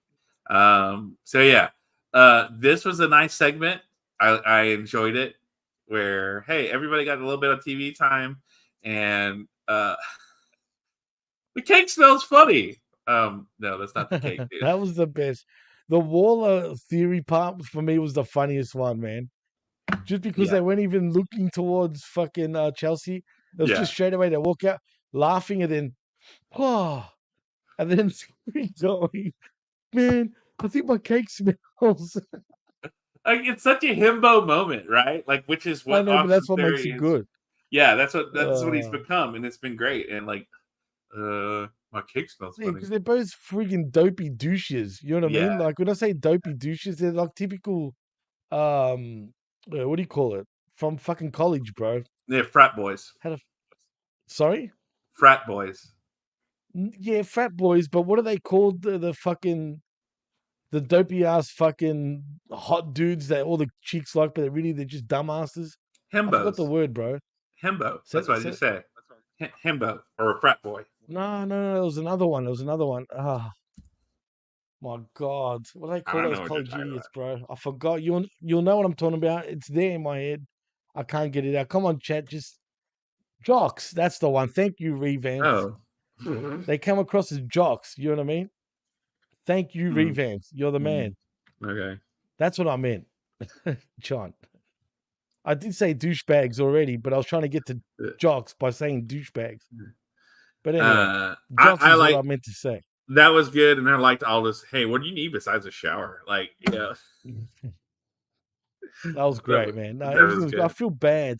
I feel bad for Chelsea, but that's exactly her. She is great in this role, dude. Yeah. Like, there's no one better than her being this role. But what I think, can we get a hot mess sort of character developing here, like in TNA, but not that way? Because she was married, got rejected at at her wedding, and then she was a hot mess. Like, you know what I mean?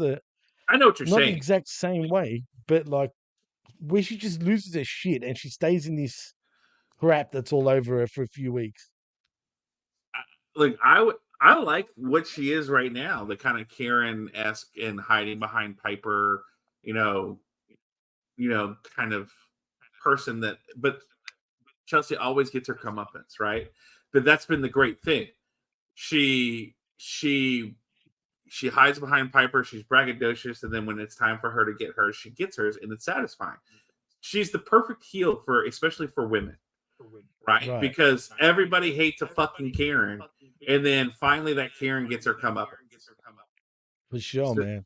So this is the perfect role for her. She's doing a great job with it. Like eventually down the road, yes, she might need a refresh, but right now, I think with the state of everything and going on in society, I think it's an ideal role for her. So for sure, man. And Mike, you're right, man. Congo Kong is the man too, bro. I don't know what's happened to him lately, but I agree with you, Mike. Where did you say that? I missed it. Yeah. Oh man, I forgot too cold about who left her at the altar. Who left her at the altar in TNA again? Going back a few years now. Oh, I don't know. Let me just double check that, man. I forget, man. The thing about live podcasting and it's the guy who was married to Allie, the butcher or the blade, the blade. I forget his name. What is real? I know who you're talking about. I forgot his name too. The Blade. That wasn't the Blade. Yeah. The Blade is married to Ali. It wasn't the Blade that did that to her, but I don't think. Yes, it was the Blade. You sure about that? Boom. Let me double check. The Blade. Maybe you're right. Sorry? It says Sherry's boyfriend / husband in real life. See? The Blade. Yeah. So it was? Yeah. Named Jesse. Yeah, Pepper. Pepper fucking. You're right. Pepper fucking. What's his name? Pepper. Braxton, Pepper. yeah, he was Braxton Sutter in Yeah, TNA. you're right. You're right. Pepper Pepper Park. Parks. That's the name. There we go. Oh well, I said at the same time before seeing revamps. Yeah, Pepper Parks. That's it. Yeah.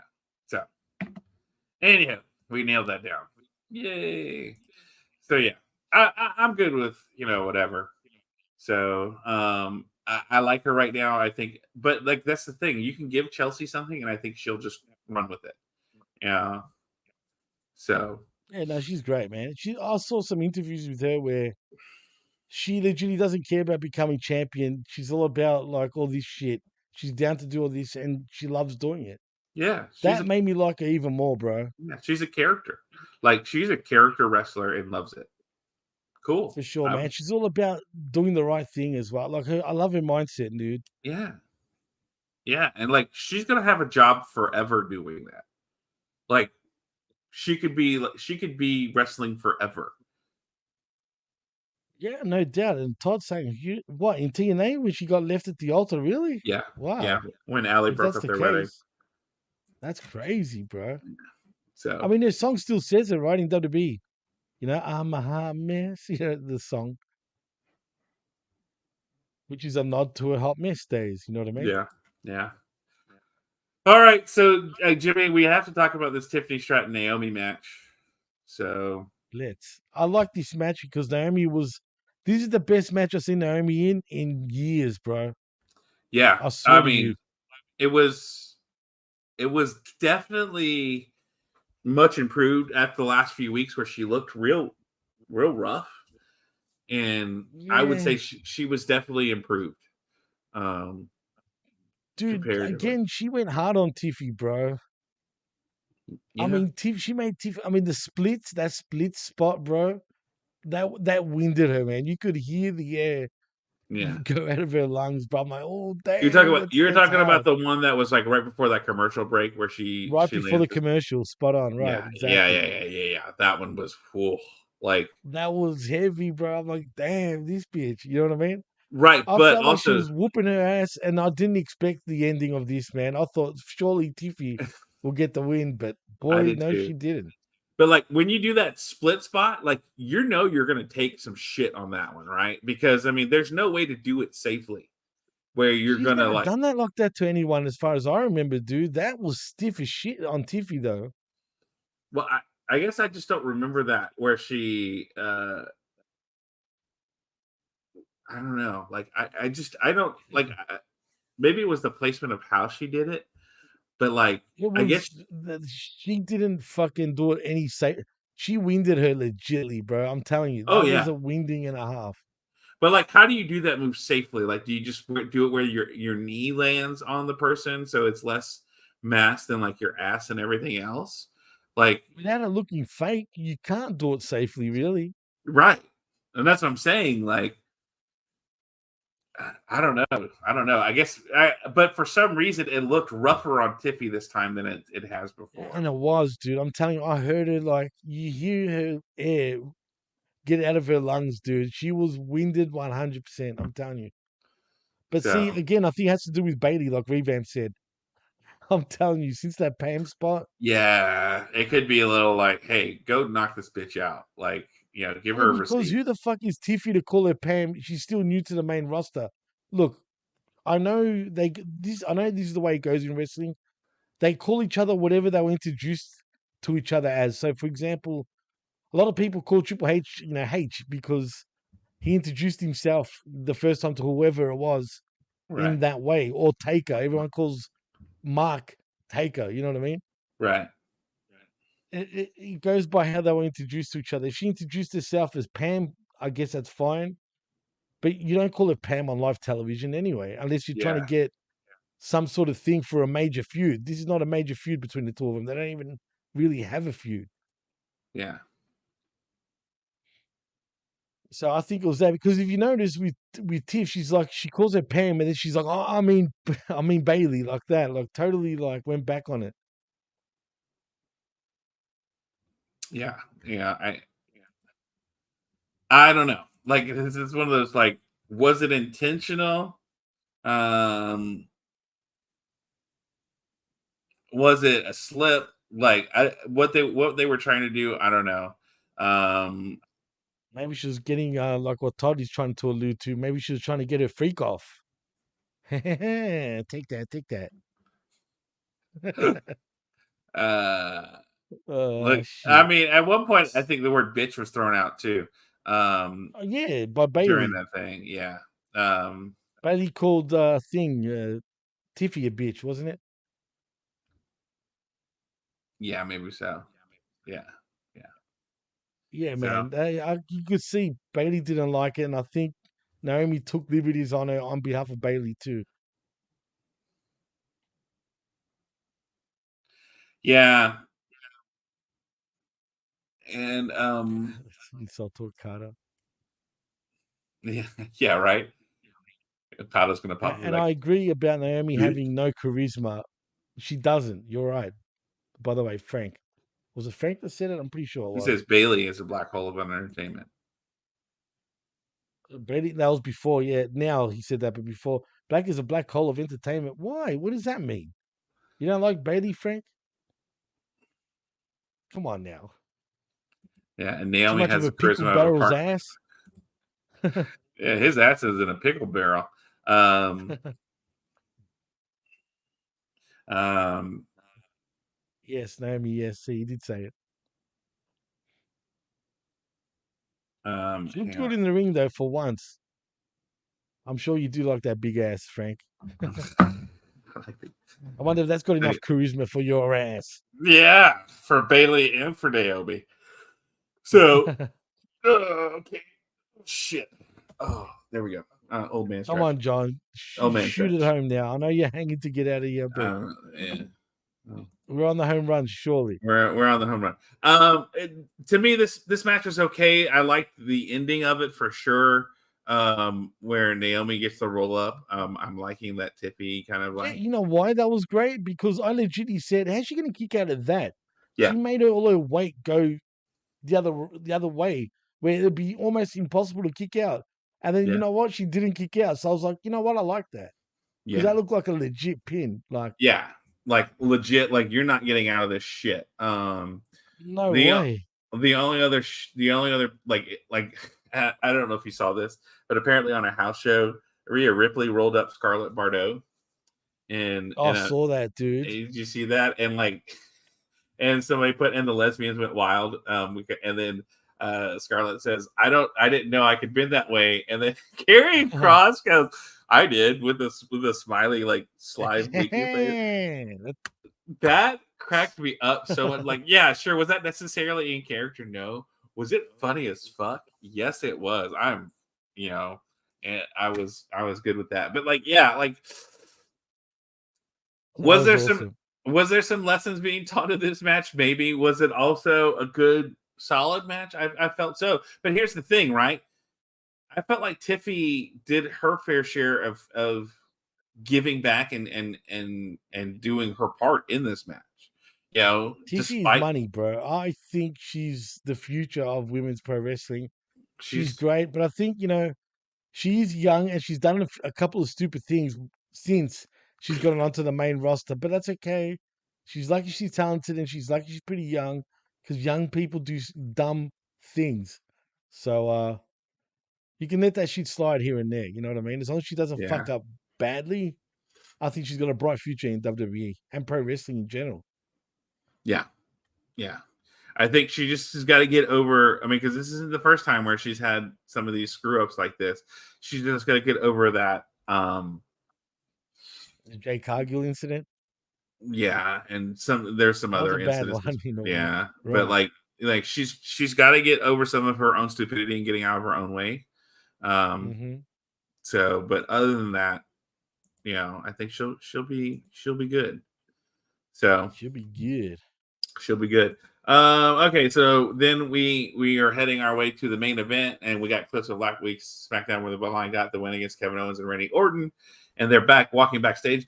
Jacob Fatu is yelling the entire time, saying that everyone loves their tribal chief, and when they respect their I tribal love chief, this. they will worship Yeah. their tribal chief, and he's just doing that. and they will acknowledge their real tribal chief. And then Solo says to acknowledge him, and Tama Tonga's music hits, and out come Tama Tonga and Tonga Loa to the ring. And then we have a commercial break, and we cut back to Tiffany walking, and in comes Nia, who tells her that if she doesn't know any better, she would think that Tiffany was teasing to cash her in, but she should focus on Liv Morgan because that's the cash in she would actually survive. But if she were to cash in on her, she would tell her. Tiffany says that of course she would not cash in on her queen. Okay, cool. And then we're setting this up that it's gonna be a tag in on Nia. So okay, I'm cool with that.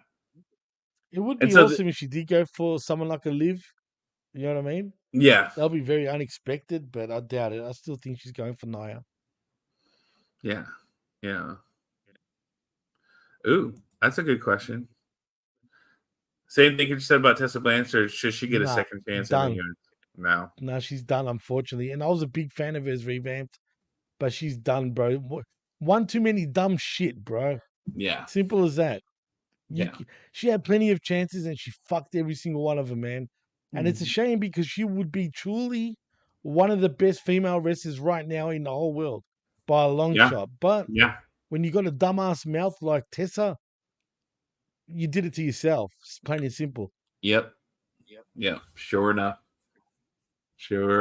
Like, and you were given opportunities and second chances, and you fucked it up. That's exactly right, and that's my point. You know what I mean? How many chances do you want to get, and you fuck it every time? Yeah. She's such a dumbass, that girl. Talk about a dumb, literally a dumb cunt, bro. That's what you call a dumb cunt down here. Tessa Blanchard. Yeah. So after this segment, we have the main event, which is the Tag Team Championship match, which is a triple threat ladder match against Bloodline, DIY, and the Street Profits. The bell rings and they're underway, and the Street Profits and DIY attack Tama Tonga and Tonga Loa and throw them outside. And then when we're back from commercial break, after that, all 6 men are on 2 ladders in the ring. The Bloodline are thrown down. They get back up and push the ladders down. Look, fun match. Let's be honest. I enjoyed this match, dude. For real. It was a hell of a tag match and a ladder match, you know. For a train wreck, it was good. It started off kind of slow, but boy, did it kick in, man. And those ladder spots at the end, towards the end, they were legit bad, bro. They didn't even break. They fucking bent. Mm-hmm. Yeah. You know what I mean? Well, first of all, Dawkins... I'm telling you, Gargano would have felt it, especially. Oh, like Dawkins going through the table on top, Tonga Loa. Like, oh my god, that looked rough as fuck. Like, bro, his face looked like he hit the floor. Like the table didn't even like soften the spot. I'm telling you, dude. No, it at looked all. Like he went blasting through that shit. And he got up from it because then they got the spot where they, hey, we got the triple, did the triple power bomb on Tama Tonga, and then Dawkins goes over, and then hey, let's go get the tag belts, and all 4 of the guys are on one ladder, and there's ladders in the rings, and then off one set goes into one ladder, and it bent, but not super great, and then you have, and then you got they're both bent. Yeah, and then Tama Tonga and Tonga Loa tipped the ladder to the other way and into the other ladders for both men, and that looked rough too. And then they get up and they get the tag belts, and 1, 2, 3, Bloodline retains. But man, there were so many spots in this, like that. You know how we talked about it looked rough with Tiffy and Naomi? Like, this looked rough. There were some spots in here that I was like... Oh, no. They'd be in pain, man. Put it that way. After this match, they earned their fucking paycheck. Put it that way. I mean, it was a fun train wreck, man. That's what it was. And if you look at it in that perspective, you enjoy it. Yeah, what a way to end a go-home show to a pay-per-view on SmackDown. Like... Yeah, but see, the only thing is, like Revamped, I think, said it. It didn't feel like a go-home show, and I can understand what you're saying, Revamped, because technically, think about this, John. We had no Cody, no Roman, no Kevin, no Randy. I'm sure I'm missing others. The point is, 4 of those names are 4 of your biggest in the whole of WWE and they weren't even on the show who were featured on the pay-per-view, mind Well, you. they were But that featured was in okay. I video was cool with that. segments. Yeah, they were featured on video segments, right, Oh to yeah, but I'm promote the. talking about legit. They were in the building. That's what I Yeah, mean. and that's fine. I'm okay. Like again, I'm okay with that too. Sorry, I didn't mean to highlight that one. You know, I like that it went out hot. That we were talking about Bloodline, but you let the show be the show, right? For sure. Yep.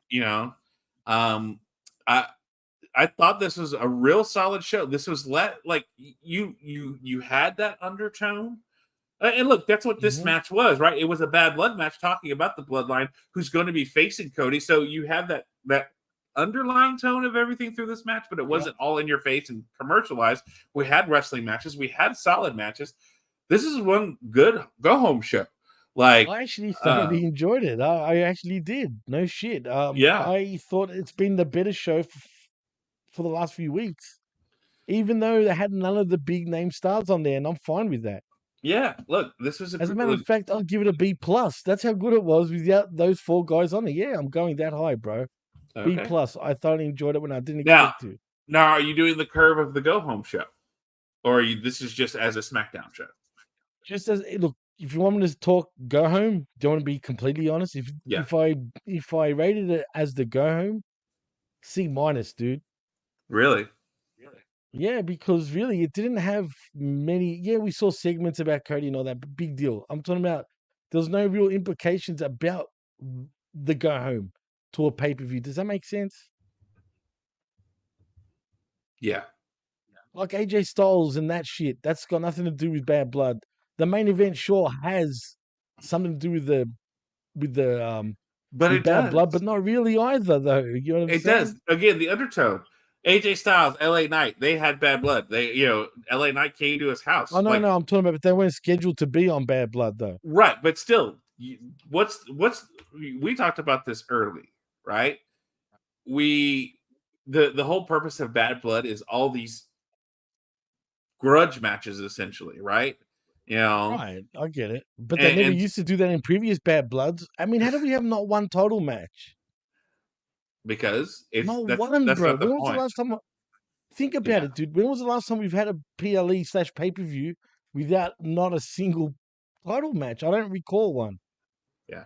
Hey, Candace, real quick. Candace Spaceman, we talked about that earlier. Yes, we talked about how they're doing credits and such like that. Rewind the show. Relit. Literally. To hear us talk about that. Yeah, and we talked about that too. Maybe show up on time, Candace Spaceman. So, and I mean, but here's the thing too, Jimmy. You also have to have stories going into the PLE and that operate separate of the PLE, right? You didn't really get any major factors to the pay-per-view. That's all I'm saying. And that doesn't mean I didn't enjoy the show. I told you I gave it a B plus just for show. Yeah. But as a go home for me, it didn't really go home too much.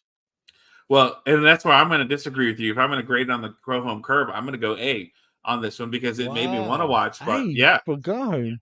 Right, because here's the thing, Jimmy. It ended hot. It ended with the Bloodline. Wow. So, like now, Bloodline has, even though Tama Tonga and Tonga Loa are hurt, they still have that kind of momentum going into the match against, Roman and Cody because, Yeah, but it has nothing to do with the Tongans per se, though. You know what I mean? But it does because they're going to interfere. Like that's the whole point. Is it a disqualification match? Do we know? I can't even think. But they've already said the Bloodline's going to interfere. They're going to find ways to do it. So, that's the whole point, right, they'll Jimmy? Interfere, but this match in the paper at the end had nothing to do with Roman and shit, though, really.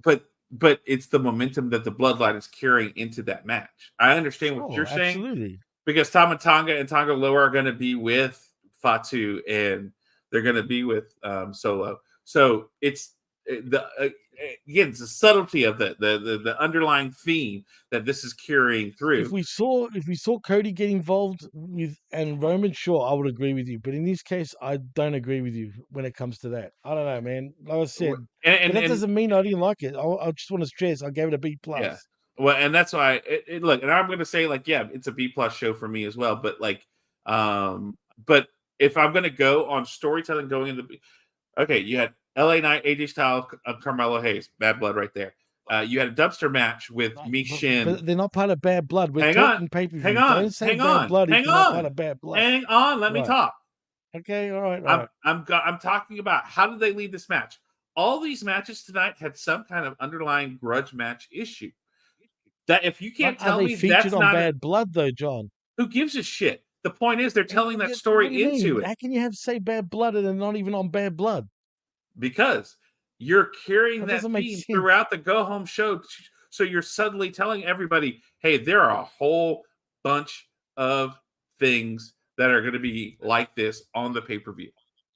You're carrying that all the way through.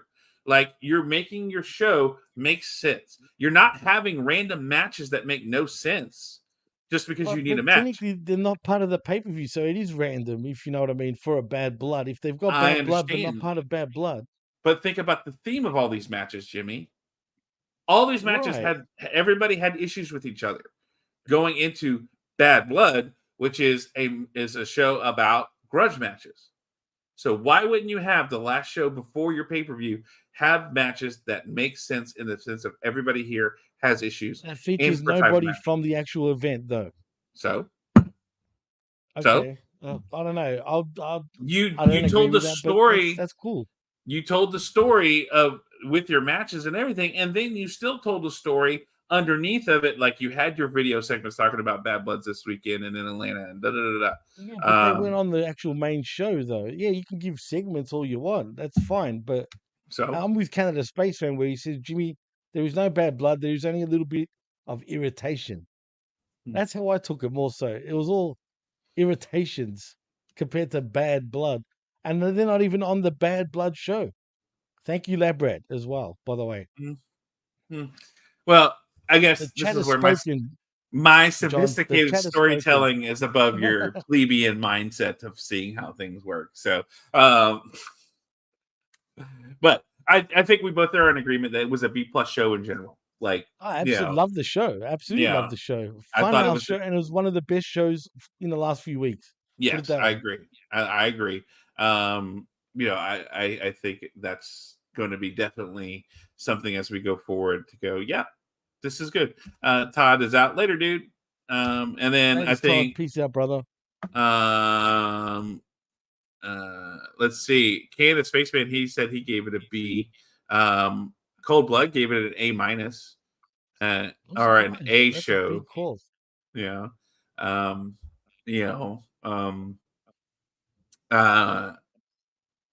So let's see. I think somebody else put something. Todd. WWE presents some irritation. Or Revamp gave it a B. Yeah. Presents some irritation. No blood needed. That's good. So yeah, Revamp gave it a B. So look, I think we can all agree that it was a solid show, whether we want to do go home show adjacent or not. I think if you take this out of the context of a go home show, it's still a good show. Whether you agree it's a good go home show or not, obviously we have everybody has different opinions, but I think what we do take away from it that it was a good show. Solid B- show, good matches. I think the surprise match of the night was the dumpster match. I think, and Frank says a B+. Cheeks, but show C. Oh yeah, gotcha. I think that was the surprise match of the night. That it was way better than I expected it to be. Right. I would say match of the night for me was the triple threat match. Personally, the main event you're talking about. The main event, yeah. The ladder match, right? Yeah, the ladder match. Yeah, I feel like maybe for me too. And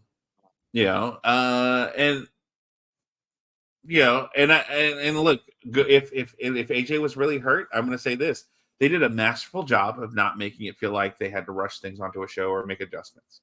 They made it feel like everything was where it needed to be. I personally thought, I agree. I agree. And the pacing was great throughout the show. Yeah, and And especially like the fact that like you and I spent how long talking about is AJ really hurt? They did a. That's true. I mean, I mean, they're I onto don't know. something, right? If we're second guessing about it, Yeah, I think it's legit. You're not sure. It's hard to tell still. I don't know, but we'll find out during the week for sure. yeah, yeah. You know, and Revamp says, you know, I thought he was really hurt, but hurt is part of the Oh, work.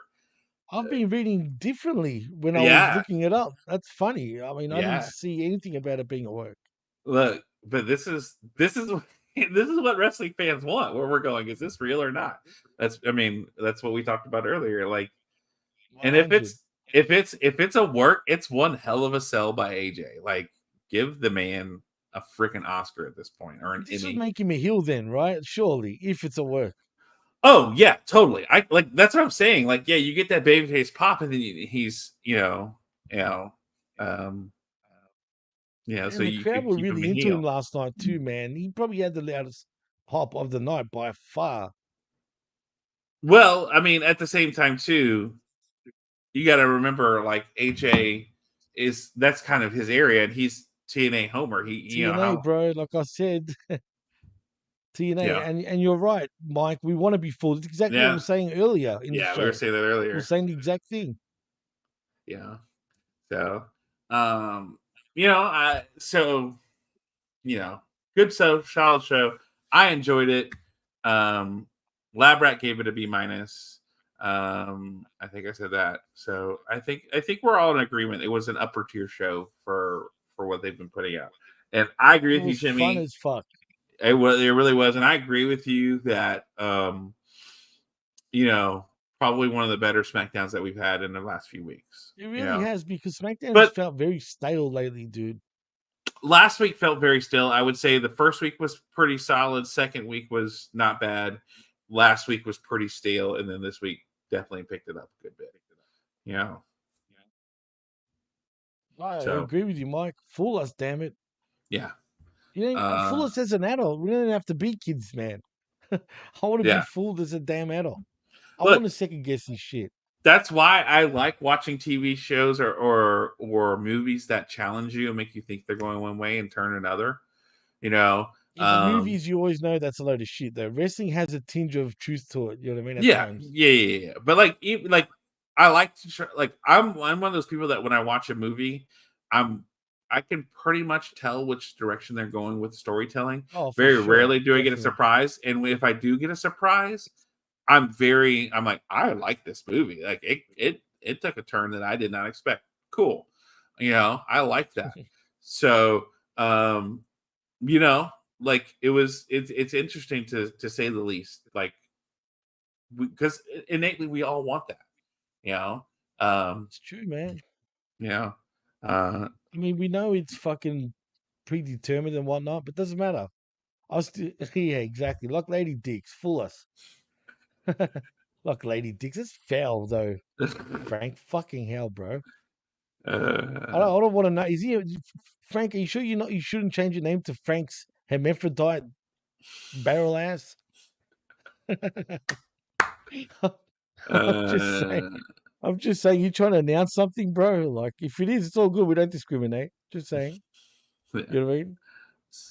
Uh, yeah. So, and so Sonic the Hedgehog, what's up, yo? As we Damn, wrap up the bro. show, good to see you, my He man. came in when we started because he thought we started now. You got to tell him again. You got to tell Yeah. everybody, John. Oh yeah, I'm gonna announce it at the end of the show again as a reminder.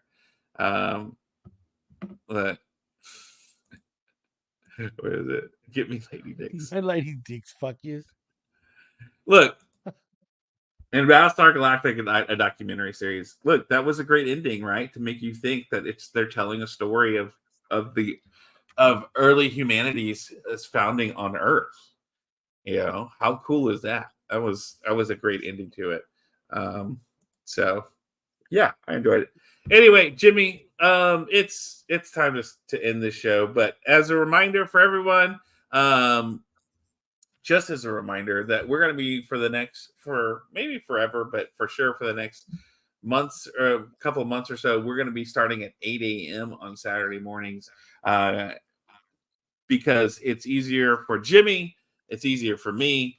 It doesn't bother me what time we do it, just for the record. But if it works easier for you, I'm down. You know what I mean? I think it just works better for both of us because you're able to be on time a little bit more. I'm able to, weirdly enough, I've been on time since we started this new time, which is odd. So just saying. Yeah. So I think from this point forward until anything changes, we're going to be at 8:00 Central, so that's 9:00 Eastern, 7:00 Mountain, 6:00 on the West Pacific. Coast. Yeah, on Pacific. So, which is 11 p.m. your time. Yeah. So Eastern Australian Standard Time. Eastern Australian Standard Time. So, how many time zones do y'all have in Australia, Jimmy? We got a few. There is technically 3, but at times there's 4 though. Because I'll explain why quickly. Because Queensland, for example, which is northeast of Australia, right on the east coast, but total opposite end of where I am from Melbourne to because we're on the very south. Right. They're the top north, so at times there's now a difference during summers, but then after summer our times line up with each other for some reason as the same time. Don't ask why and how that works, but yeah, they tend to do that. And in Adelaide it's a half an hour time difference, for example. Is it like a daylight savings time thingy, or is it something else? Well, I think it has to do with daylight savings. So when daylight savings happens, they go half an hour behind for some reason with Queensland. But when it's not daylight savings, we're on equal time. Gotcha. It's either that or the opposite. Look it up, John. It's either that way or the complete opposite way, where it's not daylight savings, we're in line with each other. Because that wouldn't change it wouldn't change your time zones. It would just change the times in the. So it says you are divided into 3 separate zones: Australian Eastern Standard Time, Australian Center. I said 3 time zones. But you said sometimes 4. So yeah, because I was saying Queensland changes it a little bit, but right. If you want to call that a time zone. So yeah, no, like there are 3 time zones. So you have Eastern, Central, and Western. Which, okay. Why does Australia have 30-minute time zones? In 1899, as a compromise, especially to rural interests, South Australia advanced Central Standard Time by 30 minutes. Attempts to correct this half-hour oddity have been raised in 86, 94, and 2015. And what about Queensland? Okay, see, so Adelaide is always 30 minutes away. We're never on the same time with Adelaide. But Queensland is half and half. Right. So, okay. All right. So, apparently, according to this one, there are 3 main time zones: Eastern Standard and Western. Time is regulated by the individual state governments, some of which observe daylight savings time. So, only some of your governments locally observe that. Oh, I think one state doesn't. You're right. Yeah. You're right. And I think, is that Queensland that doesn't believe in that? Let's see. Or is it Western Australia, maybe? Oh, okay. So UTC +8. So like the Perth area, right? Yeah, it was. So I was right. Western Australia. It's them that don't believe in it. They don't have it. And then they have a part of Ulysia. I have no idea how they work. They have 45 seconds. They add 45 minutes, but no daylight savings time. There's a 3-4 hour time difference between the east and west coast, but yeah. And then you have Alice Springs. Which is up northwest, sort of. Yeah, central more so. It looks like they're an hour and a half off with no daylight savings time, and then the southern half of that central area which is Adelaide, South Australia. Yeah. They have a winter daylight savings time, and then that's weird. That's what this from time and date. They might have it. We don't though. No one on the East Coast does that. So some of them are half-hour and quarter-hour time zones. Not all states and territories use daylight. Yeah, the half-hour ones are weird to me. Like I find that weird. I'm like, how the fuck? Let me is show only you 30 this. minutes, but that's right, Frank. That's why. And what planet are we on? We're on planet Australia. That's the planet we're on. No, but really, So Australia's weird, bro. Australia's yeah, weird. yeah. So like here, right? Right, So the that's only Western two Australia. That's where that's West. Elimination Chamber was held. Yeah, yeah, yeah. So all this, there's no daylight savings times, right? And so that they're saying Thank it's God. +8 from the meridian, right? Right. From They also so add New Zealand in this, yeah, yeah, which is right and we're next not door. worried about that. You know, it's But like, quicker to get to New Zealand for me than get to Perth. It's yeah, that closer. doesn't surprise me. So like down here in this small UCA, this small section, they have a 45-minute time zone difference compared to like Perth in this small section for some reason. But they don't have Okay, daylight but then savings that time. doesn't make sense I because know, okay, yeah, continue on. Timmy. Yeah. So then this northern part of the eastern, or the central time with Alice Yeah, that's Springs in central, it, yeah. they're an hour and 30 off of what Perth is. Right. Okay, But but then what this, are they towards where I am, which is the cross, the bottom right there, the red right, right. lines. So your red lines is you're 2 hours from Perth, at but in the winter, and then you're an hour off when it's daylight savings time. Only an hour in the Yeah. summer? Really? Yeah. And so, I could but have sworn it was look, longer than that. Yeah. north of here, they don't have daylight savings time, so they're 2 hours off of Perth. Okay, but they're only like 30 minutes, aren't they, or an hour from the red zone there with us in Sydney.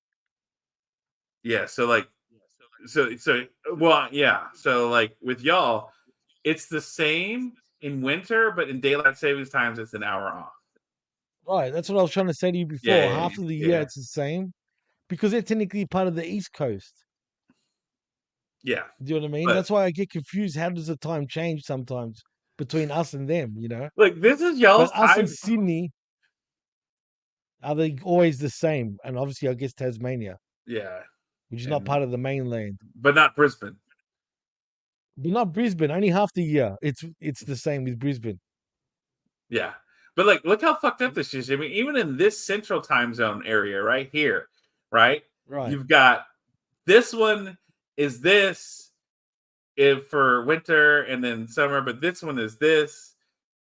The And governments are fucking idiots, bro. I and mean, they're why can't they just be like Melbourne and Sydney and be normal? they're off. It's everyone else that friggin' changes shit up and then it throws the times in a loop. That's why it's hard to remember what Yeah. time is what in Australia, compared to our states. Because Right. things are always changing and it's fucking weird. Yeah. Yeah. Do you know So what I mean? But the good yeah. thing is for us in Japan are only an hour off each other most of the time. Oh, that's cool. That is cool because of the New Japan events. Yeah, yeah. So like, look at this. It's 9:30 for both of these guys, but in winter with daylight savings times, it's 10:30 for Adelaide. But in Right. Alice Springs, it's always 9:30. But it's 8 here. So you're an hour and 8 a o'clock. half. Yeah. Or it's 8 hour, it's plus 8 hours here. You're an hour and a half off in the central compared to the west, but not the east. Right. It's weird, dude. It's weird. But Y'all's see, I time like the zone. way the American times are structured because they're easy to understand and remember. Yeah. Like I fucking know it better than my own time zone. Think about that. No, really, because Yeah. Australia's time zone's always whack, man, half the year. Then it's the same, then it's not, then it's different. Like, what the fuck, bro? Mm-hmm. Like, I don't get how they do that. You know what I mean? But it is what it is. It is what it is. See, like, you would think it would just be boom, boom, boom. But no. You Yeah, and you know guys, what else is weird? See how it shows the US and Australia looks like they're on the total opposite sides of the planet? yeah. But technically, if you go right from Australia, right, it's the next the next big continent is the Right. US Yeah. instead of going the other way. Do you know what I mean? But on the map, it looks like you got to go from the left side all the way. Yeah. But it's not as far as it looks. That's what's bizarre to me, bro. And then I asked, why don't they fly that way? Apparently, there's a lot of plane routes that don't go that way because there's no GPS or some shit, right? Yeah. Yeah. Well, I mean, you're flying over a giant ocean with, there's Yeah, but like, come on. you know, I don't know. Anyway, It's that was science lessons, I guess, or whatever you want to call this, with yeah. Jimmy T and John Enright. There you go. Science, bitch. Yeah, Science, science. bitch. So Funny oh, shit, this is man. actually a pretty cool interactive map. So I found this map on Time and Date where you use the time zone map. So like right Oh, I now, can't see it. yeah, I know you can. I didn't share it here. Let me share it again. This is pretty neat. Shatter. Share. How do magnets work? That's easy. They work. Yeah. So like, okay, right now this is Dallas, right? Or Oklahoma City, Dallas. It's 10:22. Yes, it is.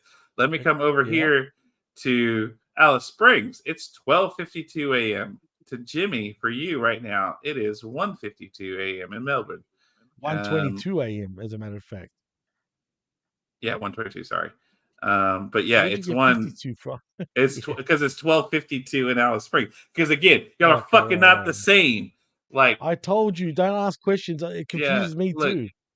but like Papua New Guinea is 12:22. What the fuck? Papua New Like, Guinea used to be part of Australia, funny enough. Same with I New know, Zealand.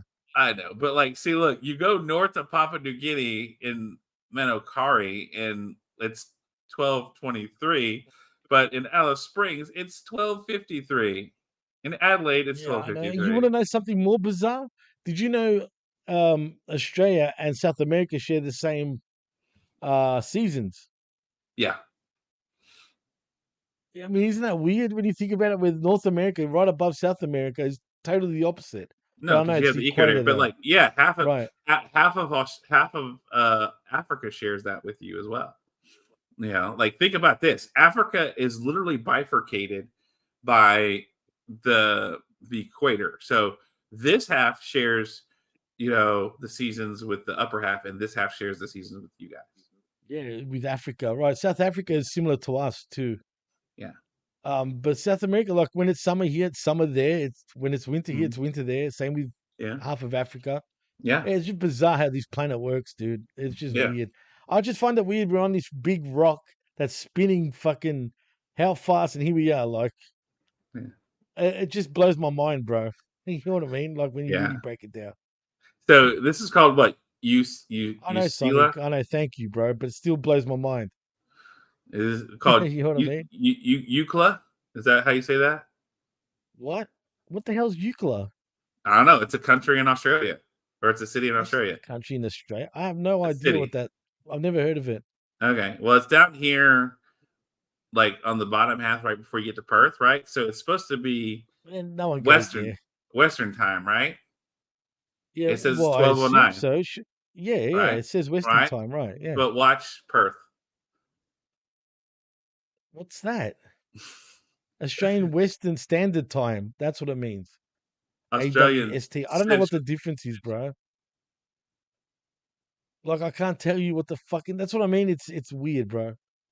I don't even know what that the other term meant. I know what the Perth Central time Western meant. time. It could be Central Western Western Standard. Standard, maybe. Central Western Standard Time. It has to be that, surely. But why? Like I again. don't know. I can't. That would What be the fuck are y'all Midwest, doing, technically, in Jimmy? Australia terms. What the Bro, I fuck are told you you. doing? This is fucking weird, bro. Australia's a weird place in terms of time zones. I told you America's got it down pat. I'll give you that, man. The way your time zones work seems a lot easier and easy to remember, you know what I mean? And you're right, Frank. Yeah. We are fucking too old for this shit. Let's see.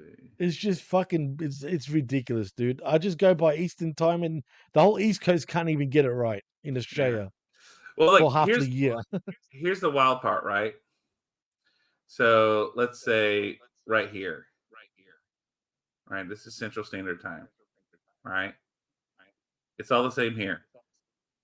But let's go. This is the Eastern Time Zone, right? Right. Um, Are we talking about US now? right. But like when you go down, it's not the same. Yeah. See how it gets kind of funky in here? Like the lines go Yeah, but through, what's but the time zone difference from where you are, right, compared to say New York City? an hour. Oh, that's nothing. That makes sense. See, but like Like, okay, if it's not called, it's called whatever ECT is in Ecuador is so it's not the same as the Eastern Standard Time, but it's the same time zone, right? So in Ecuador, is it the same time as Texas? Basically, you're saying? No, like this is Ecuador right here. It's the same time Right. as New York. And What? Texas, the Galapagos Islands are the How? same How as does that work? because it goes up and down, Jimmy. See, we're over here But Ecuador's a lot further than Texas to New York, though. So how does that? because remember, even though it's vertical, you never leave the time zone because remember the time zones aren't east to west; they're north to south, right? They run north to Okay, south. all right. See what I mean? This is going way over my head. This is So, like that is sort of bizarre to me. when I went to But then Accra, again, look at Japan and Australia because see what it says. right? Now it makes sense. The colors Yeah, are with each other, kind of thing. yeah. See, But Japan, what time is it there? 12. So it's an hour difference right now between us and Japan. yeah, and then your central time zone gets it all fucked up. So, like That when makes I went, sense now. When you look at the Ecuador thing with New York, makes sense with Japan, Melbourne right, time or Sydney time right. So, like when I because went look to at Western Africa, Australia. yeah, yeah. When I went to Africa, right? Right. So I flew into Amsterdam. I don't know why it's being, Right. whatever. Where is In Amsterdam would be about 3 o'clock now or somewhere around that time, wouldn't it? Amsterdam? Close. It's 5. It's 5. And so when I went Okay. to Accra, You did this all I for don't think the time zone changed. like you're doing the service, right? In these countries, correct? Yeah, yeah, yeah. I was going How many to countries you been do to, some like John? missionary work or whatever.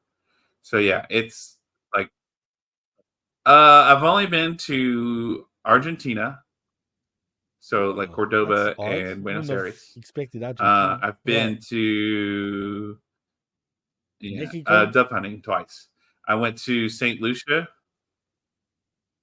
Let's see, Oh, interesting. Trinidad and Tobago, Barbados. So yeah, somewhere down in here is St. Lucia, and I went there. Yep. I've been to I know where that is. Mexico Right. a couple of times in Cancun, Of and course, it had to be Cancun. well, everybody goes in Cozumel. Everybody goes there. That's what I'm saying. That's Honolulu where you doesn't count. fucking That's it's the tourist section. yeah. How So many you like, got kids in Africa, bro? no, I don't have kids in Africa. I That's didn't do that. Frank apparently. Frank said that. Yeah. So yeah. So like Tokyo's a place I want to go to. Tokyo, me too, and it's not even far from me. Yeah. I want to do Europe. I haven't been anywhere in Europe. I mean, I was in You went to Amsterdam. No, I was just there in the airport. That doesn't count. Oh, okay, all right. You Yeah, need to go to like, Greece, bro. yeah. I want to do one of those river tours. Do something like that. That's when you come to Australia, you do a river tour, bro. You do a crocodile tour too. You know what I want to do in swamps Australia? and shit. You do it in Australia, dude. Dude, I do swamps and shit at my home in Louisiana. I know, but I'm saying, yeah.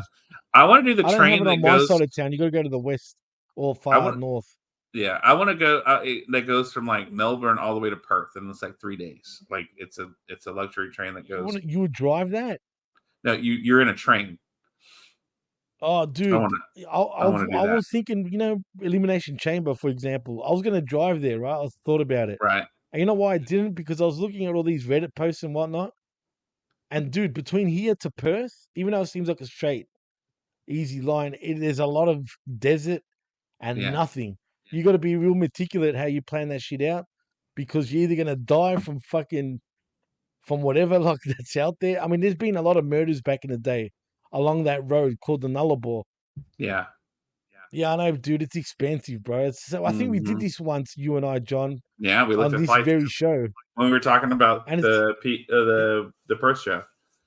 Right, and it's expensive both ways, dudes. It sucks because I want to come to the US, but they charge us both an arm and a leg either way. It is what it is, man. Sometimes it's cheap. You just got to find the right time. How dare you, sir? How dare you? Alexandria?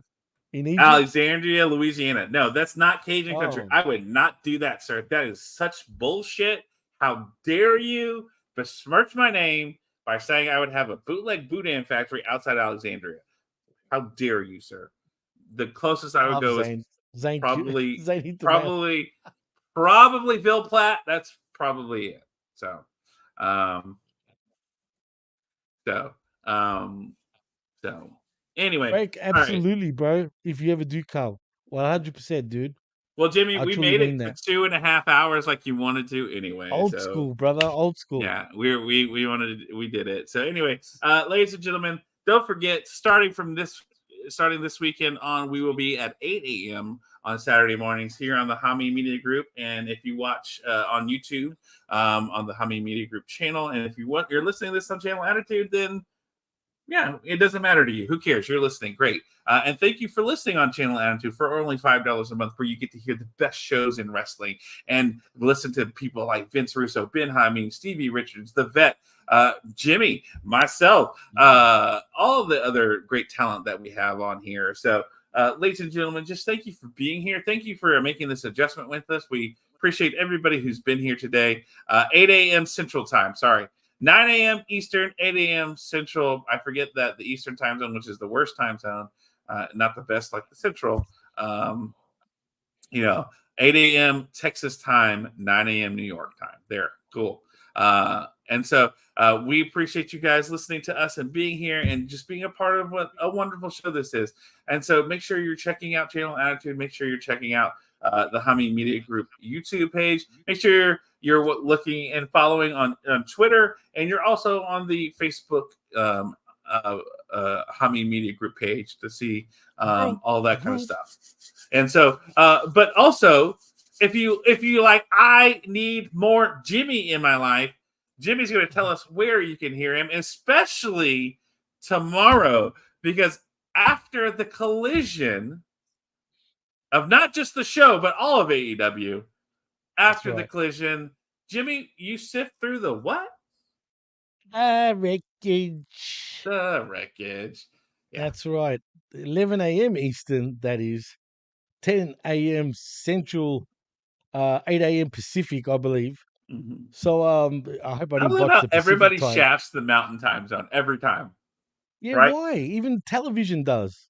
Because there's no real major market in that area. It's Denver and Phoenix are about the only two. And even then, they're not super major markets compared to like Los Angeles, Dallas, New York, right? So there's I guess it's the same as us, dude. I never knew the Northern Territory time zone. They never mentioned that. Yeah. So honestly, in Australia, all they mention is East Coast time usually, bro. Yeah. Because that's all that matters on this side of town. Like, because the East Coast is where the major cities are at. You know what I mean? Yeah. Yeah. There's no swamps or shit like that. It's you know what I mean? Except for the north. And that's kind of us too, you know. Our East Coast is very, heavy with. But you hear a lot of Central too, though. Well, you got Dallas, Chicago, major markets. There's some pretty big cities in this area as well. So that's why they mentioned East and Central. You never hear Pacific. Sometimes you do, but not really. Yeah, and you definitely don't hear Mountain. You hear Pacific because you never hear Mountain, but you hear Pacific because you have Los Angeles, you have San Diego, you have San Francisco, Vegas, some of those cities. So yeah. So well, funny enough, Cold Blooded, I appreciate you using the Australian accent for Siri. I actually use the American accent for Siri. Funny enough. So yeah, I guess we all don't like the sound of ourselves all the time. Nobody does. True. So it's true. So all right, Jimmy. Well, the full Canada. I've done all my thingies other than the wreckage. Where else can people hear your lovely, lovely voice on the internet? If you can't wait for myself and the vet to sift through wreckages, and we're talking about the AEW wreckages, well, if you love your WWE Raw, well, I've got the show for you. It's the I Like a Raw show with myself and Big Ray Hernandez, where we talk all things WWE Raw, and of course this very show right here called the Smack Attack every week at 9 a.m. Eastern, 8 a.m. Pacific, I believe, was it? And what is it, 6 or 7 a.m.? No, sorry, Central. I mean, I'll see, I botched it. Central was 8 a.m. Pacific was 7, and I think I got it all 6. The Yeah. 6 or 7 for Pacific. 9. It's 9 Eastern, 8 Central, 7 Mountain, 6 Pacific. There we go. There we go. I don't know about Mountain. I have no idea about Mountain US. I'm sorry for anybody that's out up there that listens to us. I just haven't been trained for the Mountain times. Maybe eventually Nobody is. I'll get used to that. Nobody is. Nobody's prepared for the That's mountain. what I'm saying. Blame the Nobody Americans, y'all. ready for the mountain. The mountain. Yeah. Let's go mountain. No one's ready for mountains. No, nobody is. Oh, yeah, 10 a.m. Tuesdays. You're right, Frank. That's right. Thank you. Eastern time, that is. I keep There you forgetting because everything else is 11 generally. But yeah, 10 a.m. Tuesdays, right here, exclusively on YouTube. That's it. That's it. Nowhere else. That's it. That's it. Just hit That's right it. here. Right here. Right here on this Right here. channel. You know, on Yeah, this so like channel. and subscribe, everybody. Share that shit. Get us to 1,000 subscribers, and we'll be in love with all of y'all. Yeah. Yeah. And slowly you but know. surely, we're getting there. Yeah, we're gonna make it. But ladies and gentlemen, sadly, this must be the time where we must depart. But sweep the leg, everybody. Make sure you're going out this week. Make sure you're going out and sweeping that leg. You're making it just your week. You're Sweep doing what that it is leg, you need to do. Sweep it like a street sweeper if you have to. But go out, Ooh, kick yeah. ass this week. We hope you Yeah, have a man. great week. We hope to see you next week here at 8 a.m. Central Time, 9 Eastern, 6 Pacific, on the Smack Attack on the Jaime Media Group channel. Thank you for being here. And as always, we hope that you have a great week. And until next time, we say